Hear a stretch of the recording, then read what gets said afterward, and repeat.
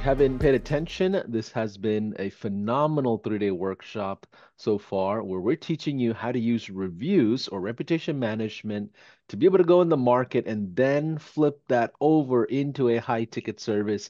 I have James Bonadies and his partner Jason McKim will join us here. Give me a one in the chat if today is your first day. And if you look at the Zoom chat, you'll notice that it is intentionally turned off. Our community managers will drop a link in there which gives you the streaming link for multiple different channels. And I want you to interact in all the external high-level channels. I prefer Facebook page if possible. And looks like Jason just joined us. So let me go ahead and add Jason here. Jason, let me go ahead and make you a co-host so you can turn on your video and camera and audio and all that on.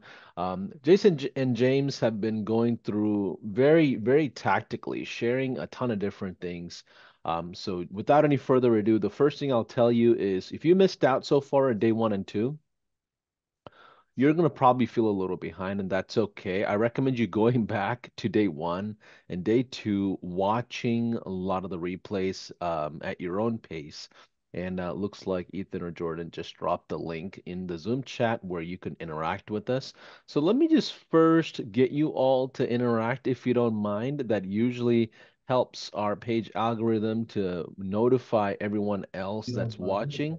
So give me a one in the chat or tell us what city or state you're checking in from as we just get started here. So James, Jason, do a quick 30-second intro to you guys. I see, again, a few new names, I'm afraid, but let's do a quick intro again and we'll get started with day three. All right, I'll jump in really quick. Yeah, so started an agency back in 2014 after being a teacher for, I don't know, about 7 years at that time. Wasn't making enough money, but I did the traditional route of, undergrad, then master's degree to make 50 grand a year. So I turned to the agency route after failing many other online businesses. And that was the first thing that, it was a logical business to me. It made sense. And I went full force in 2014, teamed up with Jason around 15, 16, started coaching. We have about over 8,000 coaching students. And we've been teaching this process as well as running it in our own agency, the exact process that we've gone through for the last 3 years. And that's where I'm at. Love it. And Jason, you're my Air Force rock star. Tell us your story for 30 seconds if you don't mind. Yeah, for sure. Yeah, so did a lot of time in the Air Force and ended up ultimately getting out so I could be an entrepreneur. And first couple businesses I started kind of didn't go anywhere. And the real reason was because I couldn't figure out how to consistently get customers. And so I said, I need to crack this code. And so that's why I started pouring all my energy into and kind of discovered, services like SEO and lead generation ads and all this. And ultimately realized that other businesses like mine that kind of tanked before were in need of people like us that had the skills of marketing, that understood how to get customers consistently. And so I found that other businesses were willing to pay, just like I would have been willing to pay if someone had approached me and said, "Yeah, I can help you get more customers." I would have taken it in a heartbeat. And so ultimately said, "Well, hey, this seems like a logical business. This seems like where I belong. This seems like the business that makes sense, where I can help other businesses that were in the same situation I was and help them get more customers, help keep their businesses afloat. And in exchange, I get paid for that." So like James said, I started my agency in 2012 and we partnered up around 2015 or so. And yeah, we just been rocking this and best business in the world. So been I excited to love be it. here the last few days. I love it. So before we get started with day three content, let's do some housekeeping real quick. James, you had given me a homework yesterday. You might have forgotten, but the homework was pick a winner for the hat giveaway. And I'm gonna pick Sarah Louise or Lewis. She was the one that posted yesterday in our Instagram stories and Facebook stories and tagged everybody. So Sarah followed that down to the T. Congrats, Sarah. We'll find you and let you know that you won, I believe, a hat or some kind of a swag. Yeah, the So hat that's right. that's that's my checkoff list for myself. Item done. The next thing is housekeeping. So if you are watching this from the outside, meaning if you're not part of the high level community, we've got a fantastic offer that we don't normally do, which is a 30-day trial to a high level account. You can choose whichever plan you want, or you can upgrade to the next highest plan. If you're on the 97, you go to the 297 or 297 and go to 497 if you think it's appropriate. But either way, no pressure there. But if you don't have a high level account, this is a great opportunity for you to jump into our workshop offer. And James is giving away a ton of things. I mean, sales scripts, uh, snapshots. He has his own private high level training. There's a ton of different things that he's giving away if you are going to sign up as his own as an affiliate. I mean, as a under his affiliation. So take advantage of that. James, do you mind sharing the link real quick before we get started with day three? And if you go through the replays or even partake in this session today, we are going to be inside the platform going through different things. So you definitely need a high level account if you want to follow down to the T as you kind of take part in this workshop. And James, can you just review what they get out of it, the offer? Just want to make sure I'm on the same page. And if you want to make Yeah. that, if you want to make that yellow or something, the link, I can't see it. And full screen it, please. Thank you. Yeah. All right. Yellow, right? I never know Whatever gold. what color you could see the most of. Yeah, so without revealing like the total giveaway, which we'll do at the end, because I added some things too as I was going through and wondering what people could use and utilize depending on where they are. So we'll just drop in the original screen that I had, which looks like something like this. So these are what's up for grabs basically is trainings. We have our own Go High Level training, which is geared toward marketing agencies. So you don't have to learn things that you'll never use. We're going to have a Facebook ads training, a pay-per-click training. And then on the snapshot side, you have an agency site, which we went through on day one, where it's all custom values. So you can get it up and done in like 10 minutes. 13 done for you funnels, which we'll talk a little bit more about today. The rep management, which we went through yesterday, snapshot with the referral automation, which we're going to talk about today. And then everybody's basically going to have access to these scripts and sheets, depending on, maybe you already had a Go High Level account. But at the end of today, I will have it all organized, meaning you guys will all hear exactly what levels get what and how to get them. So hopefully that makes sense and doesn't get Yeah. too confusing. Perfect. And also, James, let me make sure you have the right link here. If the link in the chat, the Zoom chat, should be the right offer link. The one with the dash, I don't think that's the right one. So if you don't mind correcting that real quick, Oh, the one that I have? which I think that was an outdated one. Let's go back to that slide you had for day three. Oh, you have it on. Yeah, yeah. So swap that out with the link that's inside in the chat, if you don't mind. You don't need to use the hyphens, by the way. That's pretty Oh, much the only difference. This allows us to track properly. So just a real quick recap, day one, day two. Day one, we talked about the strategy of the entire offer, how to leverage the reputation management to go in. Day two, we got in the trenches and looked at the mechanism, the structure of the fulfillment. And today we're going to go back and talk a lot about sales, prospecting, and the outlook of the market. But we will get into the platform a little bit to review, I believe, one or two snapshots. And Jason will also lead the way in helping you understand how to really talk to prospects and all of that jazz. So let's get started with day three content. Give us a one in the chat, in the comments, if you are ready for us to get started now that we're done with a lot of the housekeeping items out of the way. Give us a one in the chat.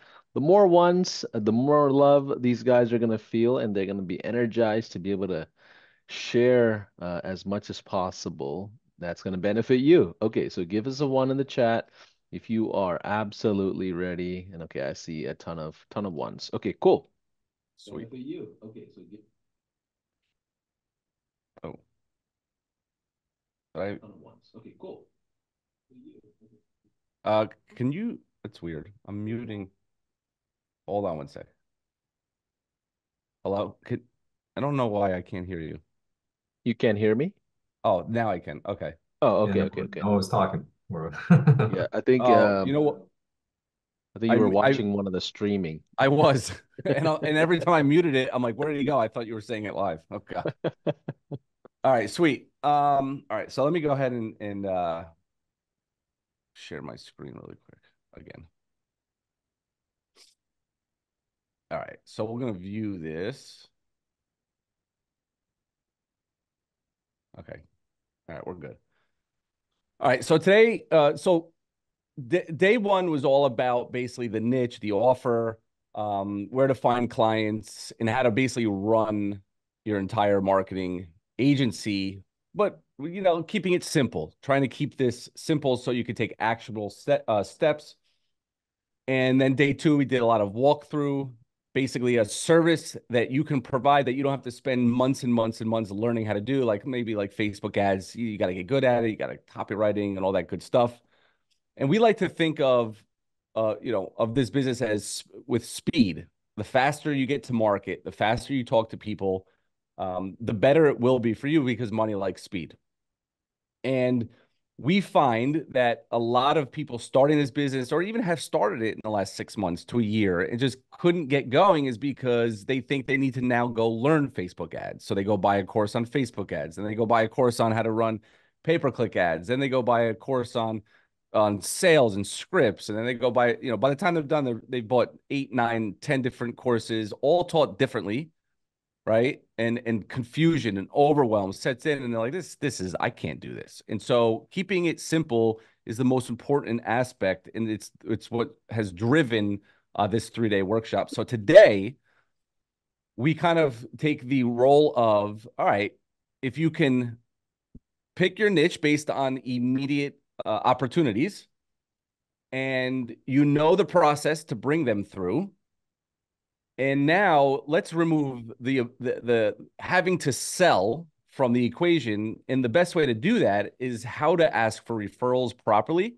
Because I've known many, many agencies, including my own, where I didn't have to run ads to my agency. I didn't have to run Facebook ads. I didn't have to do those things because I made my early clients happy and they always referred me. And I always ran this simple but powerful automation that you guys are going to see. First, I'll go through how it works on the slides. Then I'll jump into Go High Level and show you what it looks like in Go High Level. And again, for everybody that is thinking about getting a trial, if you do, this is going to be one of the bonuses. You're just going to get that snapshot and have it done already for you. And we'll talk about more of that later on. Okay. So how do you turn one happy client? Because it could equate to 3 in the future. I like to use the power of 3. There's something in the minds of people. 3 is not too much, right? It doesn't seem overwhelming, and it's practical for the average person. So if you're asking for, 1 referral from somebody, you'll probably get it if you ask for 3. Okay. And so again, there's my workshop link. Apparently I've been sharing the wrong one. Hopefully it doesn't mess it all up, but we'll see what happens with that. Let me just get my click over here. And I do want to warn you guys, like I did on day 1. I forgot to do this on day 2. So we're going to be giving away, I added them in the slideshow to remind myself for Paulson to pick a winner. We'll give away some more swag. I got a lot of it here, so I'd like to get some of that and clear my shelves. I'm going to give away free coaching, another one, okay? It's the last day. We got to give it all away, right? And I'm Yeah. also going to give away a 1 year of Go High Level paid. Okay. Now I probably can't pay it for you, but I will tell you that I'll send $970 at the end. At the very end is Oh when my gosh. Paulson is gonna pick a winner. Okay. Is that cool with everybody? Because I don't see enough comments. I don't see enough Here's of here's ones. here's what I need everyone to do. Um, Throughout this whole workshop, I want you to record a quick 10-15 second clip and post on your social stories, post on your social platforms, tag High Level, tag James and Jason, and out of the folks that post a story after the event, or during the event, if we see, well, we're live on Instagram, so I can't see who's on the story. But if you post and comment that you posted, I'll pick a winner, okay? And we'll verify that. But I've never seen anybody give away a HighLevel account or sponsor a HighLevel account. So that's pretty brilliant, by the way, James. If you're especially like a student or someone who's trying to get started out, this is one heck of a giveaway. I'm pretty impressed. Listen, I mean, everybody's, This is a I was teacher trying to in think, you. I was trying to think of like the best way to like, basically like give somebody a chance that maybe can't afford the 97 a month or whatever. So I thought, what a great way to do it. So, That's um, amazing. yeah. And so, and another thing too, Paulson, for everybody on here, maybe somebody that was on the day one and they, maybe they're not here, your friends or your coworkers or, people that maybe you're an agency owner, you have three employees, whatever it is. Why don't you go over there and drop them the link as well and invite them to come? Because who knows, if they're on your team and they win it, well, so did you, right? All right, cool. So first thing I want to do is I want to show this little email that I happened to get. This thing's blocking me. Let me move you over here. 15 hours ago, from a student or whatever. Anyway, I was going back and forth with him about something, and he says we FYI, we over 800 dentist offices verified and started to launch. What do you think he's launching? What service do you think he's launching on all these dentist offices? I'm gonna have to guess reputation management or reviews. Yes. Okay. So in this, I guess by sheer luck, makes the point about this. On day three, the biggest point that I could make is you could do high ticket agencies, right? But you also can just keep one service and just get very, very good at it. And what happens is rep management, especially for franchises, okay, is enormous. Now, obviously, it's going to be the hardest thing to do is to, land 800 franchise dentist offices or, Burger King or McDonald's or something like that. But it happens, right? These are the things that happen when you have the offer and you offer it to enough people and enough people now know what you do. And maybe they know a franchisee, maybe in just New Jersey, they have 30 offices, right? Or they have 20 offices. Now you're selling not just one, you're selling 30. And that's where 297 a month times 30 all of a sudden becomes big. And now you're only working with one company and 30 offices. So there's a lot of ways to slice this business. Okay. It's not one way fits all. It almost happens on accident. When you take the action, you get good at something. You open your mouth, you post on Facebook, maybe, you even start a YouTube channel about a service that you're really good at. You show case studies, and all of a sudden people start to get to know you and referrals start to happen. Okay. So I just wanted to post that really quick. So real quick, I'm going to do a little bit of boring stuff, but I think it's important to understand that referrals is so easy to get, but why doesn't everybody do it? And so if you take a look at from social media today, 78% of B2B marketers say that the referral programs they put in place generate good or excellent leads and results. 60% of marketers say that referral programs generate a high volume of lead. 54% say that referral programs have a lower cost per lead than other channels, and marketers rate referrals as the second highest source of quality of leads. So for those of you who do have a business, a marketing agency, how many of you don't ask for leads? You could put a one in the chat for that. And that's for somebody who maybe has one client or two clients. And we can even say people who don't have any clients, but they've still never asked anybody. Yeah, because this has a resonation in the arm's reach that we talked about on day one that I just seen. Just a shout out to who was it? Who was it? Shout out to all right, well, I'll have to get back to someone in the comments here. The comments are flying off the hook, which is good. Glad you guys are commenting. Someone had just commented and said, heck, I did the arm's reach post Again, we posted it up on the screen on day one, I believe. So if you haven't seen the replays, definitely go back from the beginning, watch all this. We kind of spilled the beans on everything, including telling you what to say and how to say it. And I think he says he's in conversation with like 20 people. He had like 20 people come in, and it ties into this. So whether you have clients now or you're just getting started, it's important to embrace the network, the warm network, and the sharing of what it is that you do and the asking for business. Yep. And we hone this in a lot weekly on our weekly live calls. And as a matter of fact, one of our students just posted, that's why I have referralology.com. So again, getting it in your mind that the whole process is getting that first client, making them happy, and asking for referrals. That's what we're talking about today. So if it's so easy, why doesn't everybody do it? So what some common pitfalls are, just like anything, you're probably asking too late if you even ask. Most people take that first no as the end all be all response. Or, it isn't really part of their automation. So a lack of education. Maybe you never thought about making the referral process automated because you're busy in your business and, you're working on these clients, the one client, the two client, the five client, and it's just not part of the process. We're going to fix that today.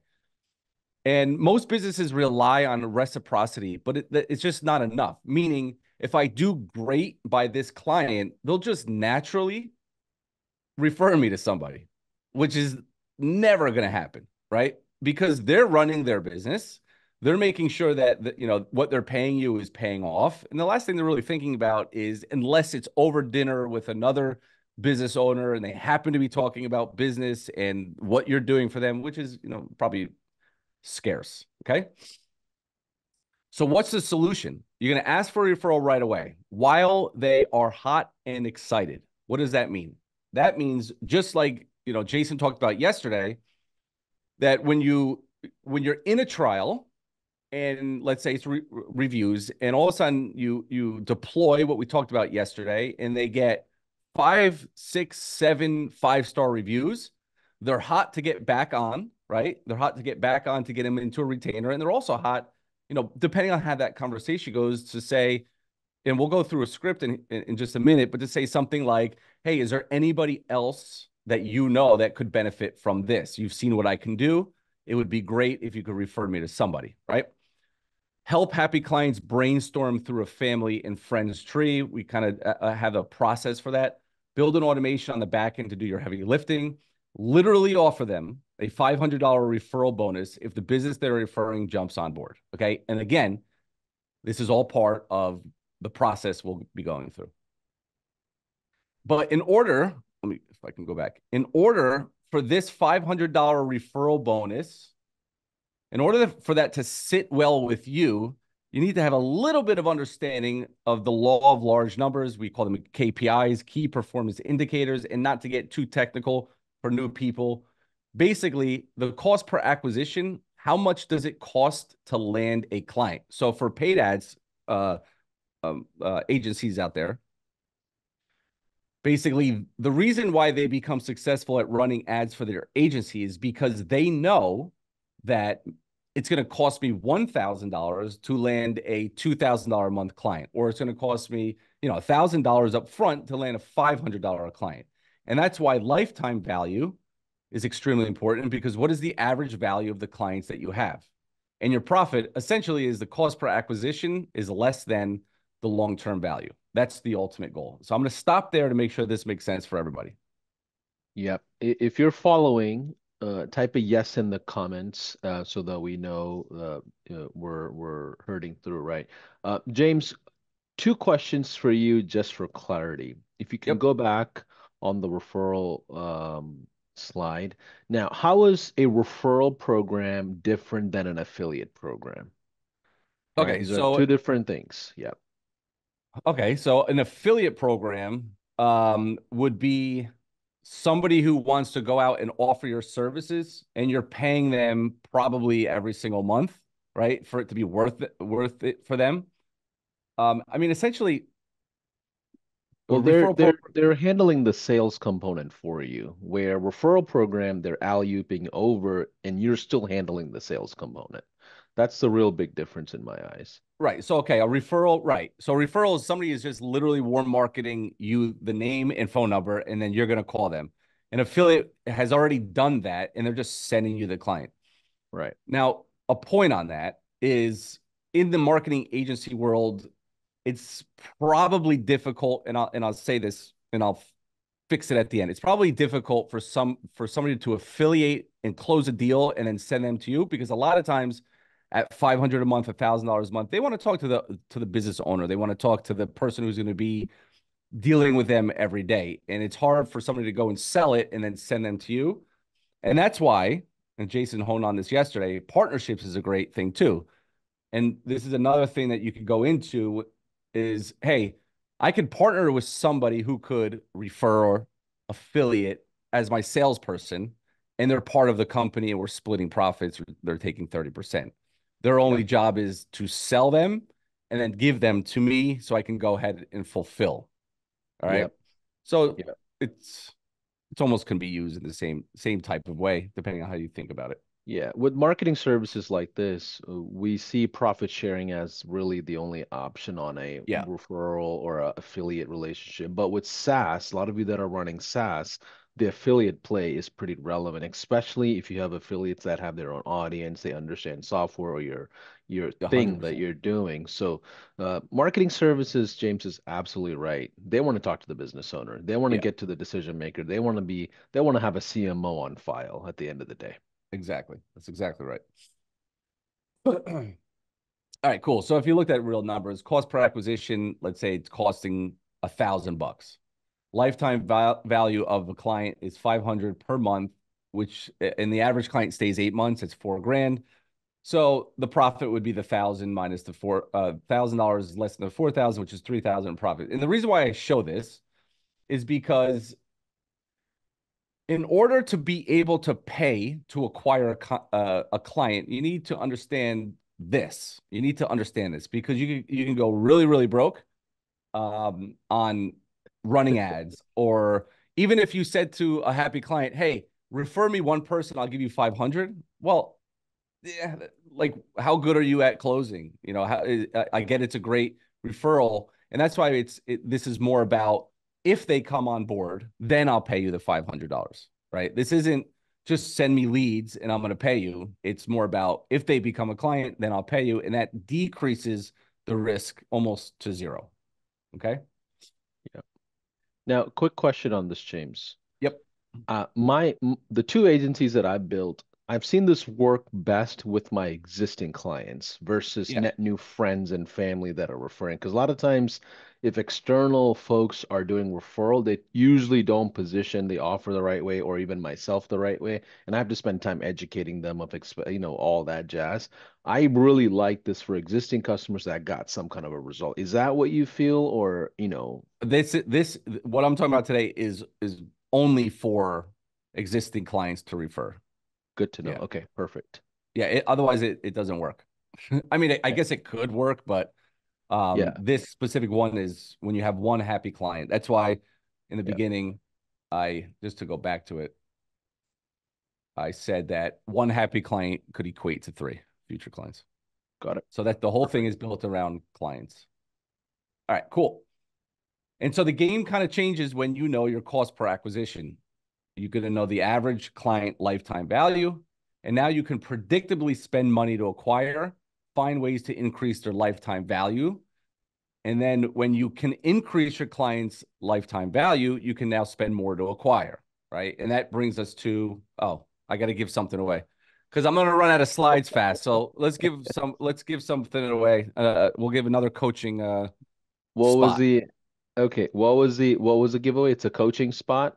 And Yeah, in our coaching program. what is the coaching spot? Like they get access to you or your courses or community? Like They what get is that? access to the local marketing vault, which is a full-fledged marketing course. They get access to our private Facebook group, which we have 6 Q&As a week, Monday through Friday, sometimes 2 a day. What else they get access to, Jason? I'm trying to think. Yeah, I mean, they're gonna get Everything. a whole A to Z agency how to start an agency business, learning not only reputation management, which we've been talking about on this workshop here the last few days. We have 4 other services that we talk about how to execute, have a complete sales strategy, sales process, how Perfect. to scale, how to grow. It's everything. It's the whole A to Z agency course on top of what James said, the support of we have multiple coaches. We actually have 7 Q&As a week, Monday through Friday. Some days we have Jesus. 2. So bottom line is it's a hey, we're going to hold your hand, show you the A to Z, show you the ropes, Okay. and take you from zero to success. Perfect. So in exchange for that, to get the giveaway, here's what I want you to do. I want you to grab your phones and record the screen that you're watching this workshop and tag High Level and tag James and Jason on all your socials and stories, and our team will repost it. It just really just gives us a good organic engagement, at least as an exchange. We're doing this whole thing for free. So let me go through. Let me Do you just want to see announce it at the who. end? Well, I can pick one now as we You can go pick one through now. it. Okay. Okay, cool. Let me just go through it. Let's see. Let's go with Mark Cantrell. Hey, Mark, you are the winner of their coaching program, and looks like he was engaging quite a bit early on. So I just picked him as he just showed up on my news feed here. Perfect. Mark, Nice. I think Mark is from Oklahoma. So, Sweet. Yeah, we'll all we'll right, find you, cool. Mark. I have your name written down. All right, perfect. Let's continue. The wrong Mark, the guy said. Somebody said the wrong Mark. That's funny. Yeah, and this is, by the way, just so context, this is worth thousands of dollars. So just so guys know. All right. So as Dan Kennedy would say, by the way, I hope it's Dan Kennedy. I can't remember. I think it is. The person who could spend the most to acquire will always win. Okay. And so the mindset is critical for growth. And this changes the way you think about landing clients. And this allows you to finally run your business like a business. Okay. And this is going to make sense more in a minute. So to drive this point home, this is why you would be willing to pay referral fees to get clients for existing clients. So the reason why I had to go through those slides is because a lot of people in the beginning, when you just tell them, hey, why don't you go to your client and say, I'll give you $500, to help me land another one, essentially, to give me a referral that becomes a client. A lot of people don't get it. Like, they're like, why would I do that? Like, I could just ask. And yes, you can. The point of this entire process is to understand that you're going to go from asking to basically saying, at some point during the conversations and this automation is to say, hey, listen, did you know that we are willing to pay $500 to help us get to refer us somebody that if they become a client, you get $500. Okay. And this will all make more sense. Like I said, everything we talk about always comes full circle and it eventually makes a lot of sense. So hopefully you guys will stay to the end. All right. So how and when to ask for referral?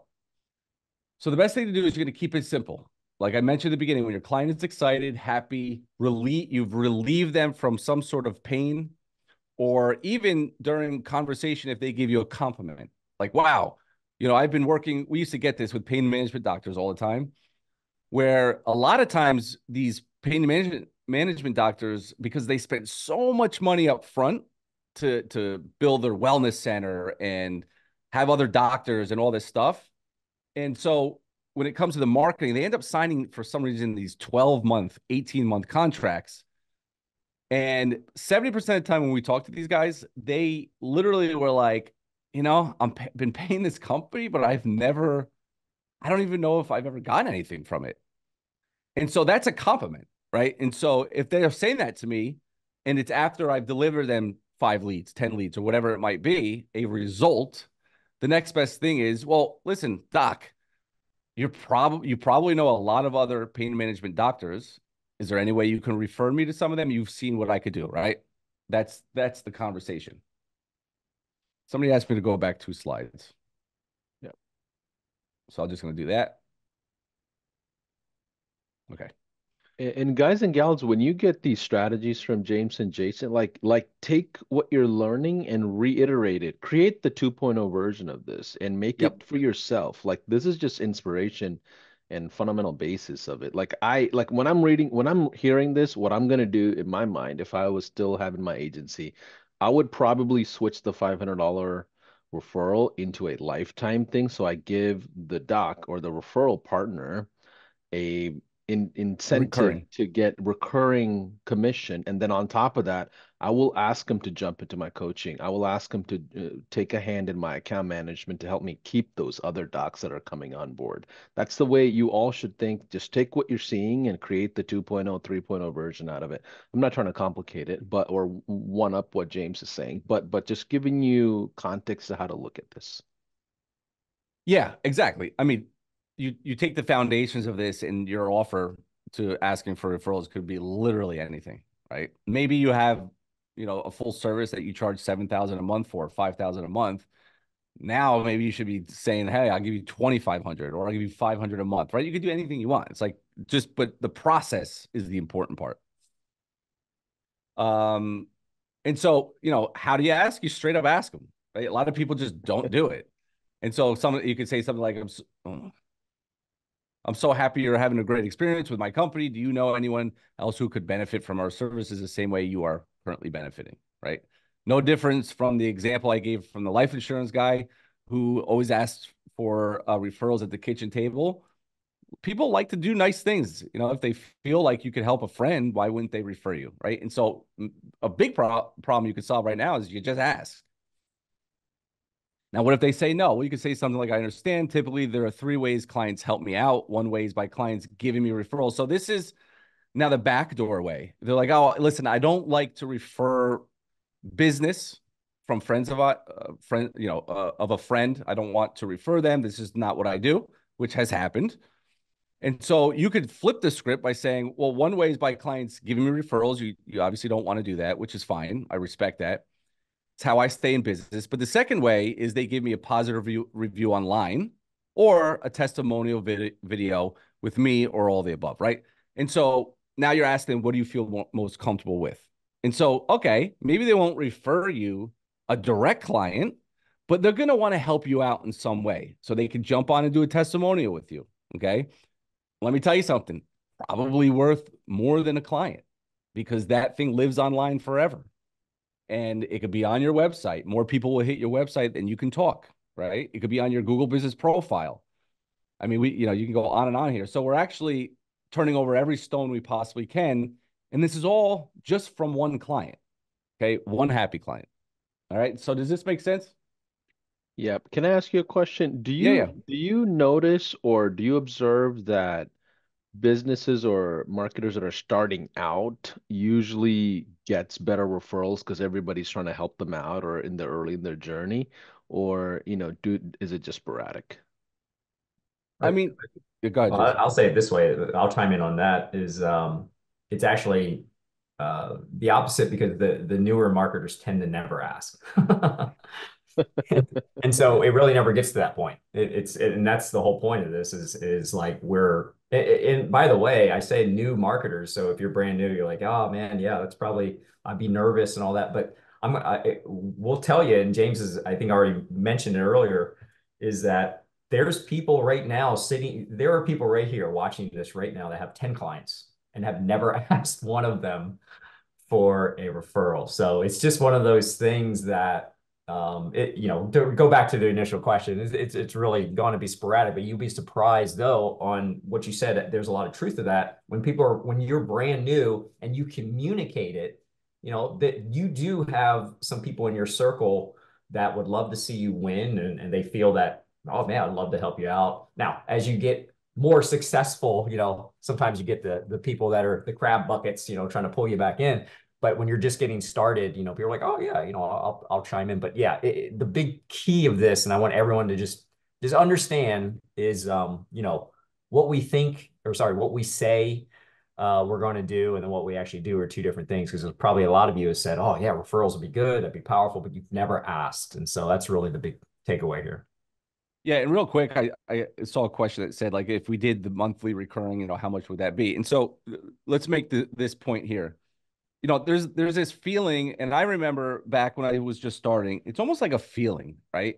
It's like, I knew what I was gonna ask, what my retainers were at the time. It was like $1,000 a month. And so if I was gonna offer 250, 300, it just wouldn't feel good to me. I'm going to be doing all the work. I'm going to have to pay, this guy 200-300 bucks a month every single month. But maybe $100 a month would feel good. So I would say, what are you willing? And that goes back to the client value. It goes back to, out of the 1,000, what's the profit in that? It just goes back to just your comfortability. And so it could be anything that you want. And that's Yeah, just to answer one of the questions. yeah, it also depends on your ability to acquire a client, right? Even if you Correct. have $2,000, you might not be able to run Facebook ads to acquire a client. So then referrals are more safer and more predictable just because your talent and skill set for running ads on Facebook for yourself is not there. So you have to pick the timeline of when to be aggressive. I'll tell you, that one of the smartest things we did at HighLevel was give away 40% lifetime commission. And Oh, absolutely. I promise you, we built a sales force of an army of people that are raving fans of HighLevel. Then you Yep. back it up with the product, right? Same thing applies to all of you. Like if you back up the results that Jason and James are teaching you, people are gonna feel a lot more fluid and free to refer you when you ask. If they don't feel like they got the results, they're going to be hesitant no matter what the commission they may get or not. It's not about the Exactly. money, it's about the principle of the relationship. Yep. And I'll add in really quick that important thing to always keep in mind in many areas of business, James and I are constantly talking about this in our coaching program is the ability to have perspective. And a lot of times perspective goes out the window when we, get all hot and heavy doing something new or getting involved into something. So for example, in the business here, what I'm talking about specifically right now is alluding to what Paulson just kind of just said is you got to think like, would you have had that client to begin with if that person didn't refer them to you, right? So when we're thinking in our head, like, oh man, give someone X number, I got to give someone X dollars and I'm only getting this, but you would not have had that money to begin with had that person not connected you, made that connection with you. So it's important to always have perspective, be grateful because you'd be surprised on, how imagine having an art like Paulson said, imagine having multiple people that are constantly referring you business. Who cares if you're giving X% out to them? Oh, the accumulation of the money that you're making, hey, allows you to invest more into your business. You can have a team, you can have employees in your team that is managing all these services. I mean, you can get the profit out of there, but also just have perspective on what do I have and what wouldn't I have if it wasn't for this situation, right? Yeah, exactly. It's like winning the lottery and complaining about taxes. Exactly. Perfect example, Jeff. That's a perfect example. I So agree. keep that perspective. Yeah, and somebody made a comment, which is good because it's a fantastic point that you know charge your worth, right? Charge your value.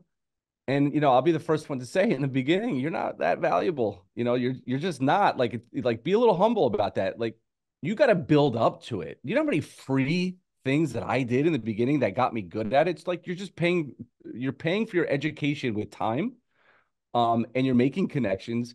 And so, I've always had to tell myself in the beginning, I was like, listen, I don't care. Like I literally would do more free stuff when I think back about it, I'm still shocked that I did it, but it was that foundation of free that I, did 6, 7, 8 clients for free, did decent with them. And eventually they started paying me and referred and referred and referred. I had screenshots in this presentation. I've given this presentation before. I took them all out, but I showed this journey of how I started and the clients that came off free. It wasn't even free trials, by the way. It was just like, let me just do this for you to see if it works. Like I literally just said that. I was like, I think I could do this and I think it's going to work, but like, just give me a shot. And that's how I built mine. And a lot of And people aren't willing to do that. And you know what's funny about that, James? From thinking from a sales perspective, the confidence and the energy you have in sales won't get there until you see your own results and what you're Oh, able a to thousand do. So percent. then, so some reason, like when you get to that 4 or 5 client range, you're like, okay, I kind of figured this out. The the at bats that you have on sales is just a whole new level of energy, a whole new level of Absolutely. excitement, and you're ready to go smile and dial. In the beginning, you don't want Yep. to smile and dial, but it's always the same exact thing that happens. But let's keep Yeah. going. Let's keep going. Yeah. The tonality in your voice changes, and they can hear it. But the important part is, I see too many people in the beginning.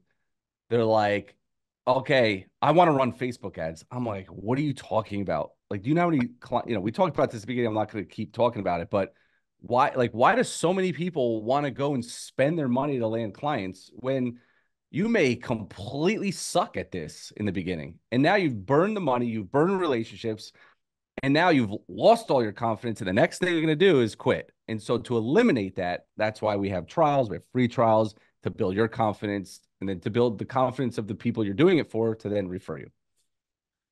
Oh, I'm sorry. I got another giveaway here. Do you want to skip or you want to just give it away? Let's A t-shirt. let's skip through because we got Okay. so much more content to go through. Yeah, Okay. yeah, yeah. All right, We'll do cool. we'll still do the giveaway a little later.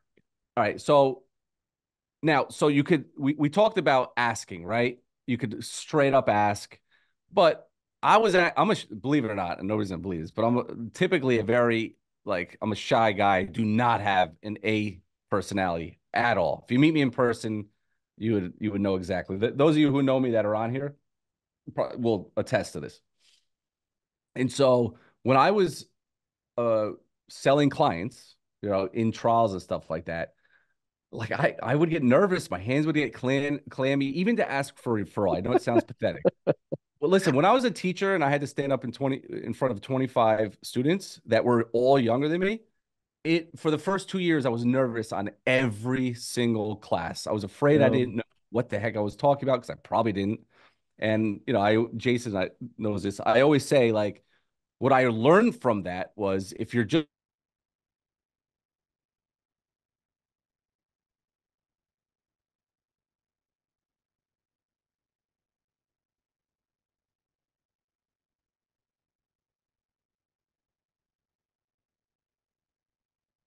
oh, tell me more. So you become confident just by knowing, you'll know a lot more.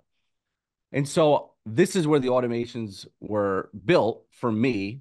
Although the way I had to do it back then is a whole nother story, was Zapier and all that stuff. So Go High Level makes this a heck of a lot easier. And so we can ask within the automation. Okay. So I'm going to show it to you on here because it's going to kind of make a point on how it goes into Go High Level. Okay. Everybody, you're all good? Yep. So far, so good. Awesome. All right. So client pays the invoice. Okay. You get a trial client.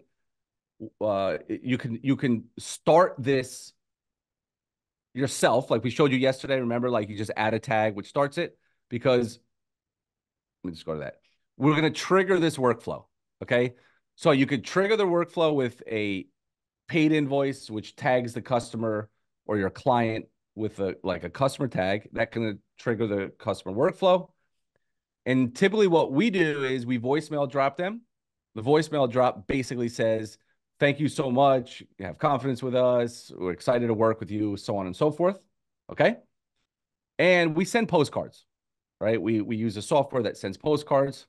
And so we do those two things. We do the touch point of voicemail drop. We need to, I think Alex Hormozy always said it, and I cannot remember what he says, but kind of like assure them that they've made a good decision by working with you, right? We're going to do that by deploying a voicemail drop and a postcard thanking them. Okay.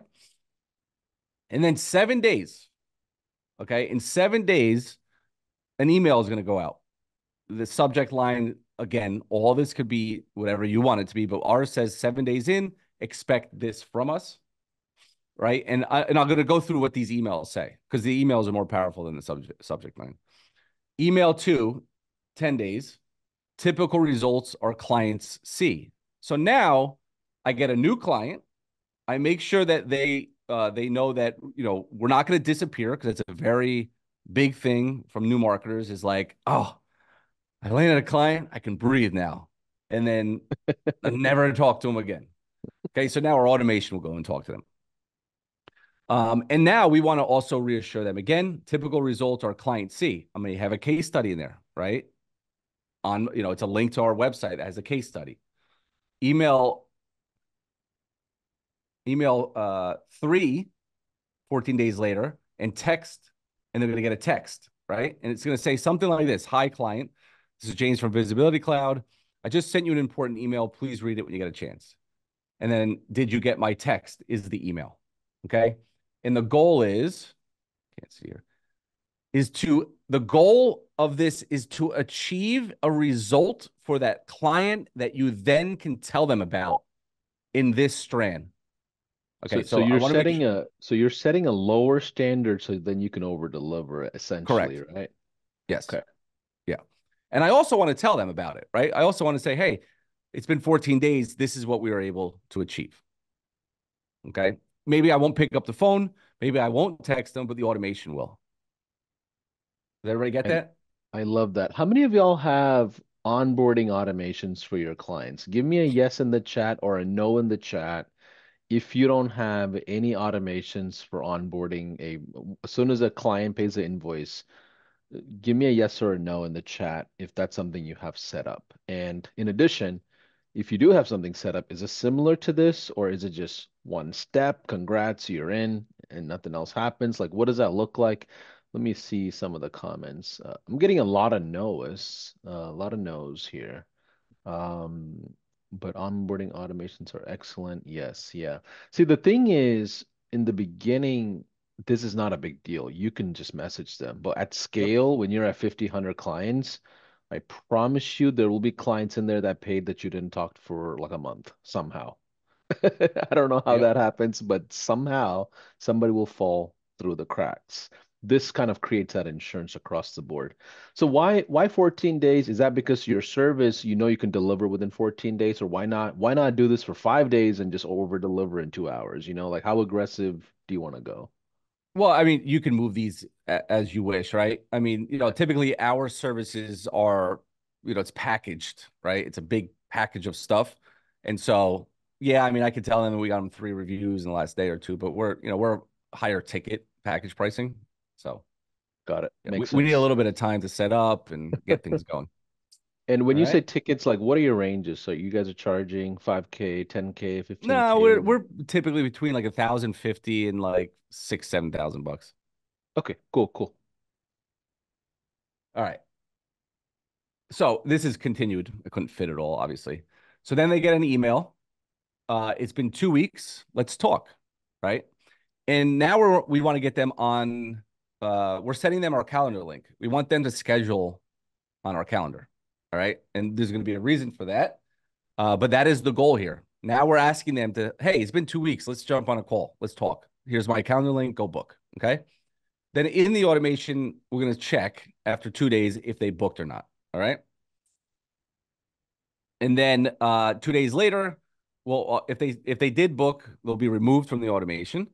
And then now we're at about like 18 days. How's it going? Do you have a sec? We're still trying to get them. We're just trying to get them on the calendar over and over and over. Every email will be a little bit of value. And then, hey, let's talk.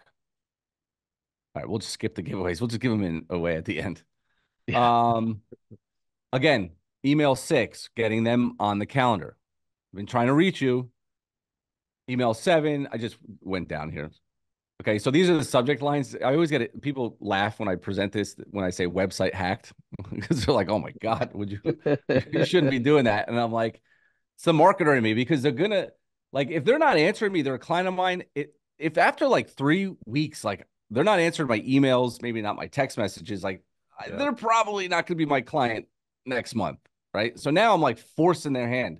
Believe me, if they think their website got hacked, they're gonna click that email and open it. Okay. Yeah, it's important to remember that remember this is an existing client. It's not someone that we're just coming out of Yeah. nowhere talking to. They don't know who we are. Like, wait, why are you telling me my way? Like these are people we've already had a relationship. They've already paid us money. So just FYI, that's why you may be like, it's just it's an attention grabber. Hey, John, remember your client? Hey, we Yeah. got stuff to talk about. This glad I got your attention. Let's get down to business. And by the way, again, this is that automation that's running in the back, because you're almost setting it up because you don't trust yourself to do this consistently. And so you could obviously send them like from your cell phone a text that says, "Hey, can we jump on?" and stuff like that. And then you would just simply go in there and remove them from the workflow, right? And so I don't want to like say that like this is the only way to do it. This is like that sale. That's Yeah, this is forcing you to again communicate with your clients, and it just so yeah, happens that the end result of this communication is ideally maybe getting a referral. But in the meantime, what's happening is, you're it's touches, right? Like to say, the more you touch your clients, the more sticky they are going to be. It is why sometimes you'll talk to a business owner and they say, well, I worked with company X for 14 months and they didn't do nothing for me. But why did you stay with them for 14 months? A lot of times what happens is it's just because they communicated with them.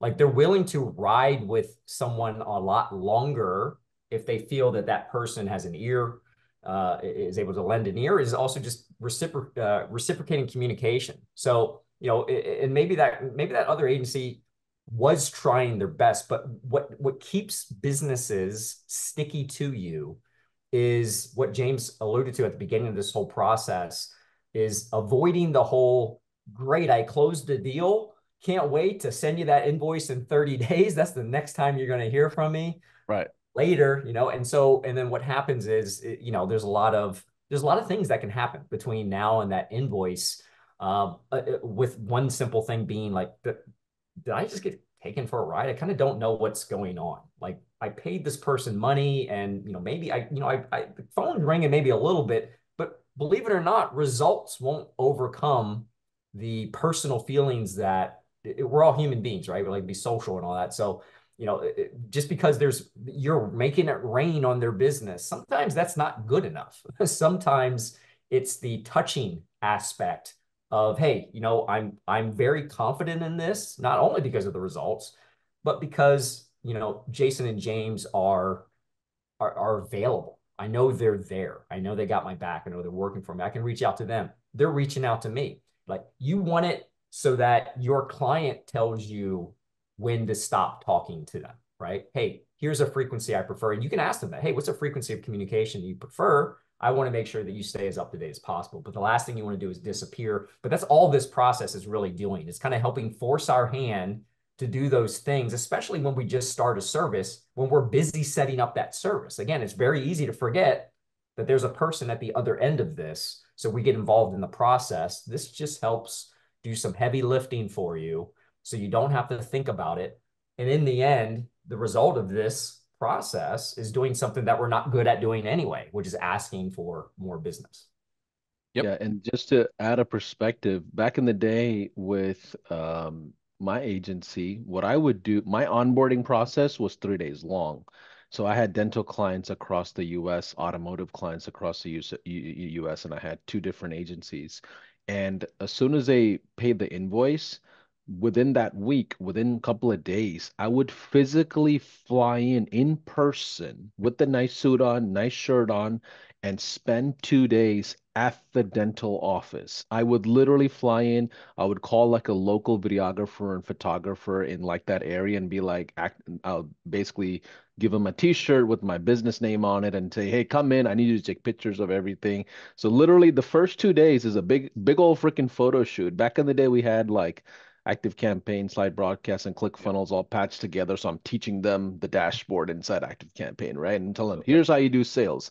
And what I did was just train the front desk. That was the way we That's did big. onboarding back in the day, right? And guess what? They get to know me, they know my style, and I take them out for lunch.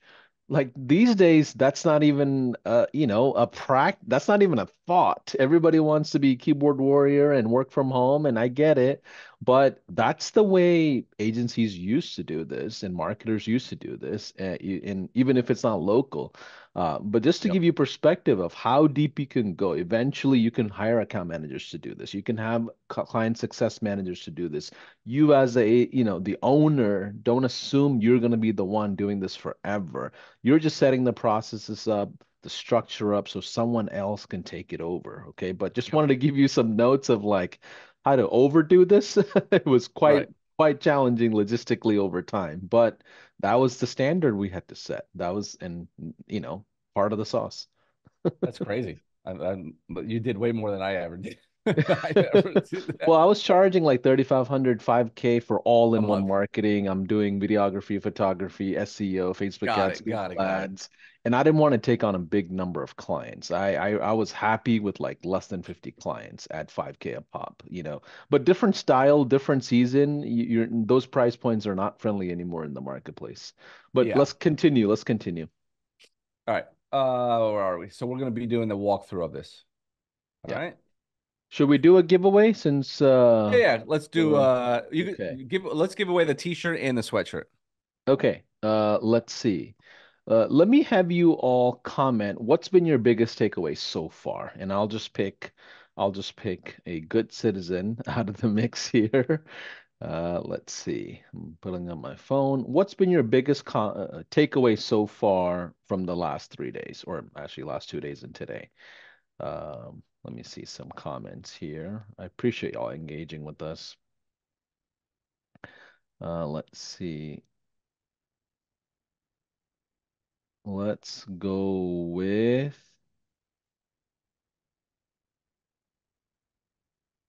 let's go with Celeste Green. Celeste Green, you are the winner of the referral automation. Cool. Let's move forward. I just picked it because she had multiple comments and it was the one that showed up. Hopefully I don't get crucified for these pickings. Yeah, right. Is that was for the t-shirt or sweatshirt? That was for the referral automation. Oh, okay. All I right. assumed. Do I need to pick one more? Yeah, pick one for like a. By the way, when anybody wins whatever swag, you could just pick whatever. Like just Okay. once we chat, you could say I want a sweatshirt, t-shirt, hat. I don't care. Okay, let's go with Cecilia Greenbar. All Cecilia right. Greenbar. Very good. All right, All right. cool. Okay. So obviously, like, looking at this, like this is how much better would it be to be able to just do this as an automation and be done with it? So that's what we're using Go High Level for. Okay. So, I mean, this is not like the hardest thing to explain. It's a 30-day referral automation um workflow. Okay. We're going to trigger it by a customer tag. Let me slide my Zoom over here. All right. And we're going to wait 7 days and we're going to send that email 7 days in and you can expect this. So now this one, and again, Paulson, like you guys see that I have this set up in here. My suggestion would be put them in email templates. They come out, they're a lot nicer than, this was set up years ago. And so if you could just copy this into like an email template and then choose the template here, that would be the best looking way to do it. But here is where, so let's say I sold them on, let's say, a trial or rep management and referrals, I mean, and reviews and stuff like that, right? I didn't talk about anything else that I did. And maybe at some point, you know, in the conversation down the road, I would have. But now in this automation, I'm telling them kind of like what you can expect. It's been 7 days since you've been on board with our agency. Typically, we're going to check in on 14, but I wanted you to know these are also the things that we do. Okay. And again, what this is doing is like when they open this and read it, they're going to be like, oh, I didn't realize you do SEO. I didn't realize, you can run Facebook ads or pay-per-click ads. So again, this is providing more information without you having to do that 20-minute talk or that 15-minute talk. Okay. So all these emails have a reason for being there. They're not just like, hey, let's jump on a call because I want to ask you for a referral. Okay. There's more to it than that. And And we James, real just quick, thank do them. you mind maximizing it? So on the Yeah. top Yeah. left Yeah. corner, click that green button for me on Safari so we can see the full screen. And the bottom left, Oh, wait, what um, do I do? so your browser itself, like I can see your desktop, like bottom of it. If you can just maximize it at the top left Oh, corner, like see the view green full. button. Yeah, view full, perfect. Yeah, and then at the bottom left, 100%, go to like maybe 125 or 140. So we can see that's perfect. Yeah. Does that Okay, helpful, y'all? Is that helpful? Give us a yes probably. in the chat if It that's is because I better. could Okay, already okay. see that it's Okay. helpful. Okay, cool. Cool, cool. Thank you. Yeah.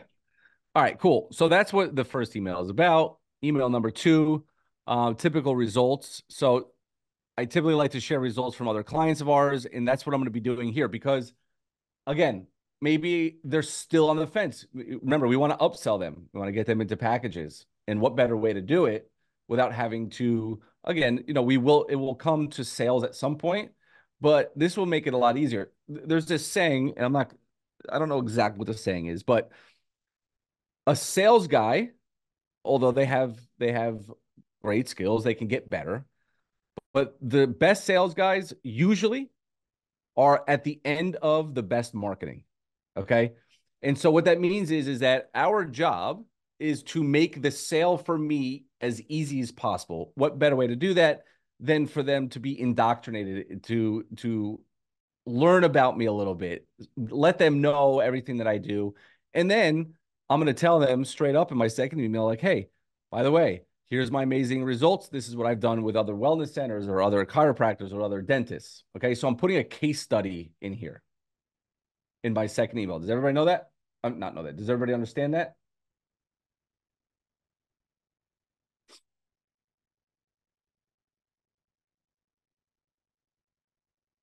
Yes. Okay.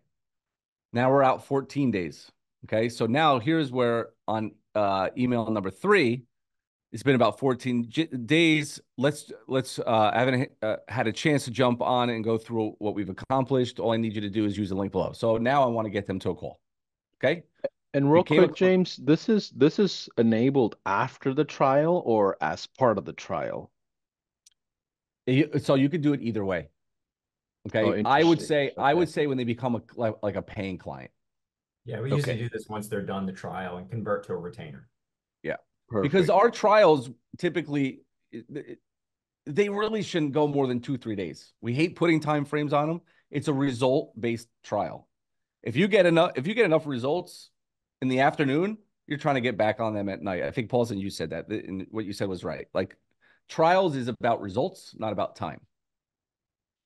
And a lot of people make this mistake. They pitch 7-day trial, 10-day trial, 30-day trial. Like again, when we're getting reviews and it's like we're not this is not a software, this is a service, so this is not about you working for 30 days for free. This is just about getting a result for free. Okay, so now I'm also sending them a text to tell them I sent them an email. Now this works really, really good because as you know, like me, I get hundreds of emails a day and I probably miss most emails because it's just what it is. And so, but if I send them a text, right? And again, you're going to text them through Go High Level, then I'm telling them, hey, did you get a chance to read my email? And now they're like, oh, I didn't, let me check. I didn't really get any, I didn't realize I had an email from you. Okay. And by the way, you could add text messages to any of these emails. You could add more emails. You can do whatever you want with this. This is about the foundation of it. And then you can make it yours, however you see fit. All right. Now we're going day 16. Email 4. Hey, just trying to get you on a call. And again, like I mentioned, I don't want to keep going through this. Basically, all we're trying to do is get them on a call. That's it. Okay. I hope you can respect the tenacity as I still trying to get you on a damn call. Day 20. Again, let's chat. I have some funny stuff in here, but the website hacked. And then and in here I says, don't worry, that is what we call a great subject line. And it worked. You opened it. Did we discuss how important email marketing is? And blah, blah, blah. And so I go through that. All right. And so the whole website hack is now kind of like hinting at, hey, message marketing as well. Email marketing as well. We also do that. You open this email, right? So we're kind of bragging a little bit about our skills. And big news. I have huge news that I want to share. We've implemented an amazing power partner program that I was going to tell you about on our 14-day check-in call, which never happened. LOL. Business is busy. And that is great. I won't complain. Anywho, I'll send you the details tomorrow in an email. So now I'm trying to get them to understand that, hey, if you can open up tomorrow, and this is where I'm pitching that $500 cash, right? We pay our clients $500 cash. Again, a subject line that he may open or she may open. I can explain more on our call, but here's how it works. Any business owner you refer to us, we will pay you $500 if they come on board with our agency. If we win, we want to reward you with some smackaroos. Cool. The way we see it, when our clients are happy getting results, why wouldn't they want to send them other business owners, friends to reap those same rewards? Okay. So you could kind of read through this as well. And again, By the way, when you sign up for a trial through this workshop, you get all these yes, automations. You get all the yes, snapshots. Everything is pre-built. You can take it and kind of configure it for yourself. yep, That's the whole point. yep. And now I'm hitting them on day 30. Oh, it's not switching. There we go. Hey, happy 30 days with our agency. Birthday. If we haven't connected yet, it's probably time. I will just call you directly. Now I'm like, all right. But now here's the thing. Okay.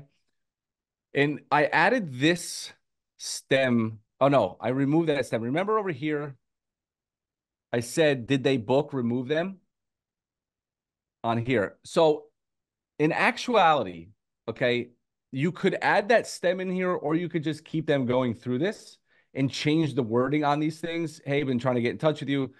Because what we want to do is, and by the way, you could have two automations as well. You could have the automation with these, where it's like all you're doing is trying to get them to book, and you can have another automation where all you're doing is sharing wins, their wins with them. You could share other client wins with them, almost like you want to continue to reassure them that they, remember this.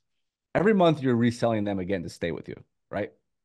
I get that results is probably the most important part of why they'll stay with you, but you're still kind of reselling them. And you shouldn't have somebody paying you 1,000 a month, 2,000 a month, and never talking to them, never, just sending one report to them. Typically, a lot of clients will say, just send me an end month report when they won't even know how to read it. And so the whole point of this is to continue to reassure that they're with the right people, they're getting results, that you can do that through the automations. That's kind of the whole point of all this.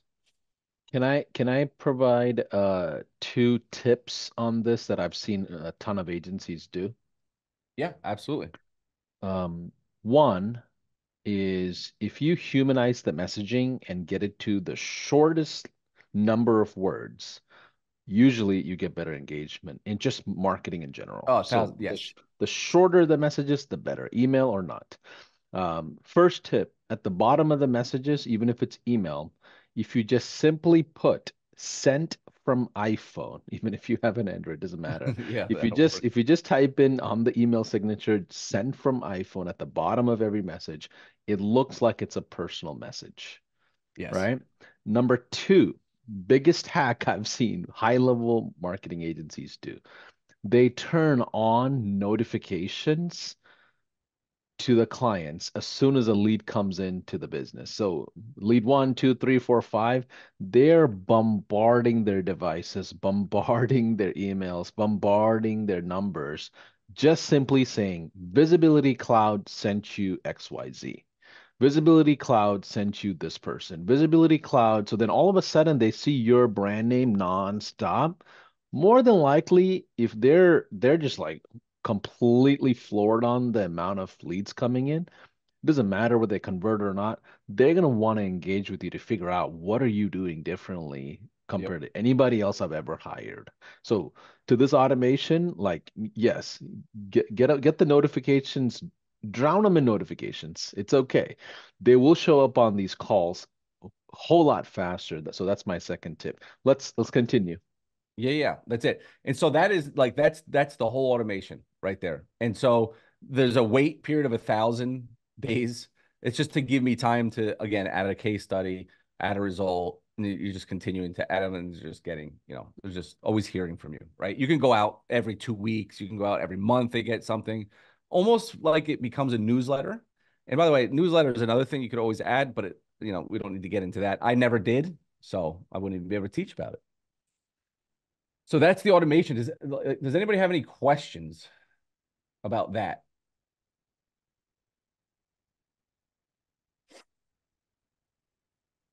Like, and I would also recommend learning content, doing your own research about email deliverability, SMS deliverability. Like there's so many nuances around your percentage going up. Like using lowercase letters on a subject line is a lot better than capitalized letters. Using a image at the top of the email is like a terrible idea. There's so many different like practices when it comes to the technology and all these things. Yeah. But do your own research, and there's going to be webinars and all of that across our YouTube channels on stuff like that. So take a look at those. Yeah, James, what else absolutely. do we need to go through here for day three? All right. Yeah. So we could do one or two things. We could talk a little bit more about prospecting, and then I can go a little bit into kind of like that high ticket SaaS. Well, you know what? Let me pull up. Jason, do you want to go through a little bit more of the double tap method? Well, let me do it this. I have some ideas of I think will be more valuable. I'll cover that. I'll cover the double tap, but I'll tell you what, let me step in, and then after I'm done my little piece here, you can come back in on the SaaS part that you were going to Yeah, talk yeah, perfect. about. So, it, there's a lot of things going on. Actually, real quick, I'll answer this question because I seen it. This is the second time, so I do want to address it. I answered on the first comment, but I know not everybody can see these. By the way, I'm answering questions on the Facebook. If you guys are watching this in various sources, I'm paying attention here to the Facebook comments. So if you guys have questions, just post them there. I'll see them. But obviously post them anywhere. And I know Paulson and his team are watching them everywhere as well. But the question was, hey, what if I don't have a case study? What do I do with that? So two things. Again, no need to overthink this. For one, you can just easily remove that piece out of the email sequence. Right? If you don't have a case study to send it, don't be like, oh, well, I got to fill this. No, delete, done, cool. No anxiety, no stress. All right, cool. I didn't send it. I don't have one. I'm not going to send one. Another thing that you can do is obviously if you're leveraging a fulfillment partner that already has results, there's no reason why you can't leverage it as part of that sequence that, again, can lead you guys to future business. But it kind of ties into something I wanted to just quickly cover. I talked about this, I think, on day two.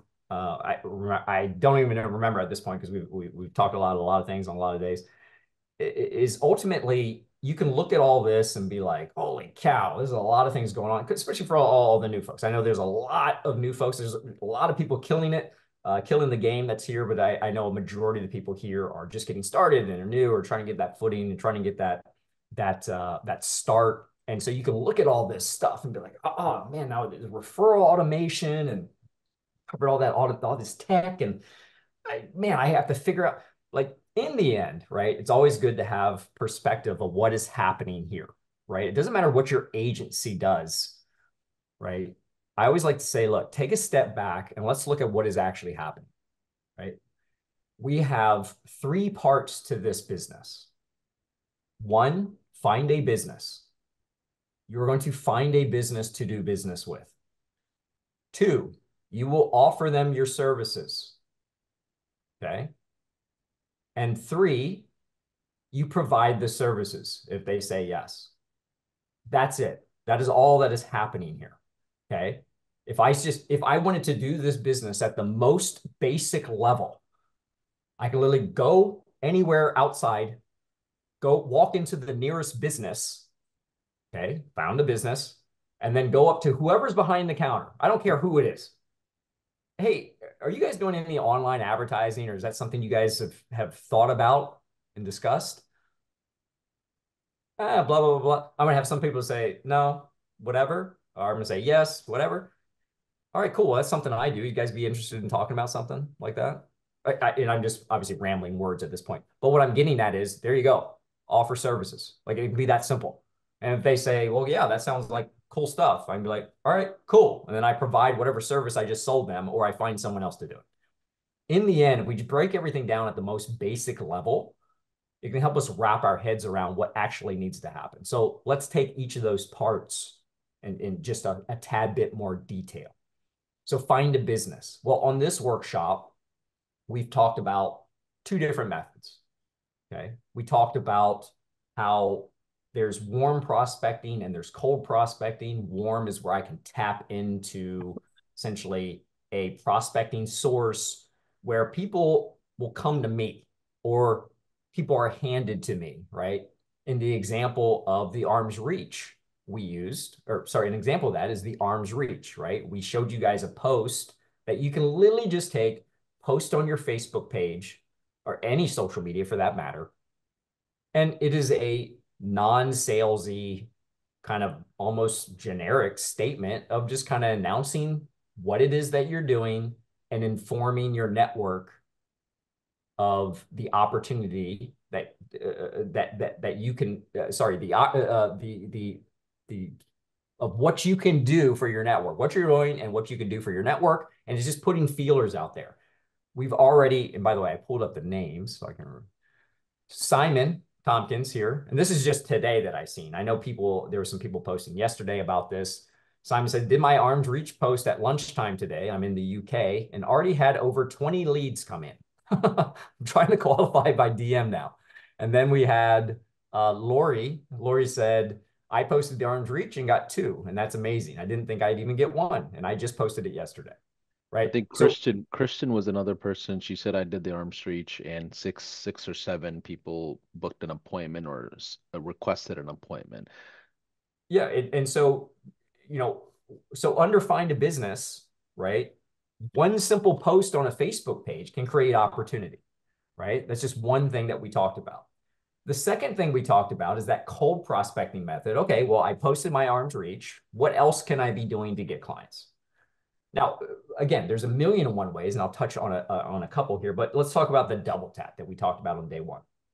The double tap is literally just taking, again, another script and taking that script and putting it into a Facebook message or an Instagram message, and then maybe putting that into an email as well. Basically hitting a business 2 different ways. And we talked about how do we find these businesses, right? Where we looked at a manual way where I can literally just go to Google right now and type in dentist near me and just start looking at the opportunities for reviews, right? Because I'll fast forward or jump ahead just really quick. The whole service that we're talking about has been reputation management over the last few days. So we'll talk about that in the next 2 pieces of the business. But go back to prospecting, we have a reason why we're reaching out to businesses. And in this case, we want to offer them reviews because that's going to be how we offer our services, and that's going to be the services we provide. So we identify someone who already needs our help, and we take a script essentially and message them on social media with it and potentially send them an email with it. And then if we want to add a little flair to it, we can add a phone call to that, following up on the messages that we sent, right? And in the end, all I have to do is consistently do it. So bottom line is I don't have to wonder where I'm going to find a business. When you wake up tomorrow morning, you guys all know where to find a business. You literally go to Google and just search. Really that simple. Or go into Go HighLevel, which would be the preferred method, and use the prospecting tool that we talked about, right? It's literally going to just hand deliver businesses, okay? So we found businesses. There's no mystery there, right? There's no mystery. The next thing we're going to do is offer them services, right? Now, what is that all about? Let's break that down. What have we talked about? Well, when I'm brand new and just getting started, offering services can be the most scary thing. Oh my God, why are they going to work with me? What are they going to do? But we've talked about a method where you need 0 experience. It's actually one of the most widely used sales methods out there today, which is a trial. Netflix offers a trial. Go HighLevel has a trial. We are offering a trial, right? And you probably have signed up for 1 million trials in your lifetime. If you've ever even just existed in this world, you have signed up for a trial somewhere. We're not doing anything cosmic. We're not doing anything different here. No one's going to erect a statue in your hometown of all the stuff that's happening right here. We're not doing anything amazing, all right? Nothing cosmic. We're just doing regular stuff that happens everywhere in the world, okay? So in this case, we're going to offer our services in the form of a trial. Now, we are using reputation management for that. Again, there's other services out there. We're not going to dive deep into all these other services, but any service can work. But in this case, we're talking about reputation management. But why that? Why that one service? Well, because again, it's a high perceived value service, right? Every business owner on the planet that you interact with knows the value of a good positive review. Right? You don't have to argue with it. There's no argument there. Well, I don't really, business owner, you don't think having a good positive review is going to be good for your business, right? You don't have to get into that conversation. Everyone is just well aware of that. So it's a very easy result to sell. And on top of that, the service is very easy to provide. So that's a benefit for me, and makes it easy to have an offer where I can offer results essentially for free, because it doesn't have a lot of commitment. On the flip side, say I wanted to offer lead generation for free on a trial, which in our program, we kind of talk about use cases for that. However, let's just think about that for a second. What do I need? Well, I need an offer, right? I'm going to need a funnel of some sort, right? So I'm going to have, domain, I'm probably going to have email, I'm going to have phone number, I'm going to have a landing page, components of the landing page. I need a mechanism to collect the lead. I need to do all of these things on top of now also creating a Facebook account or a Google account, setting up ads. I got ad spend. I got all these things going on. Whereas reputation management is, I just set up my Go High Level snapshot, and it's essentially connect a phone number, a domain to that for my email, and I'm done. It's really that simple. It's just emails and texts going out to a list of people. I don't have to get new leads. The business is literally going to hand them to me, right?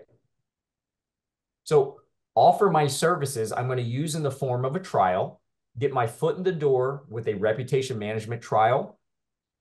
I'm going to run a reputation management campaign. Actually, that's in the provide service. So offer services, we know what we're doing. We know we're doing a trial. Okay. So I don't have to guess. Again, what do I do if a business owner? You offer them your trial.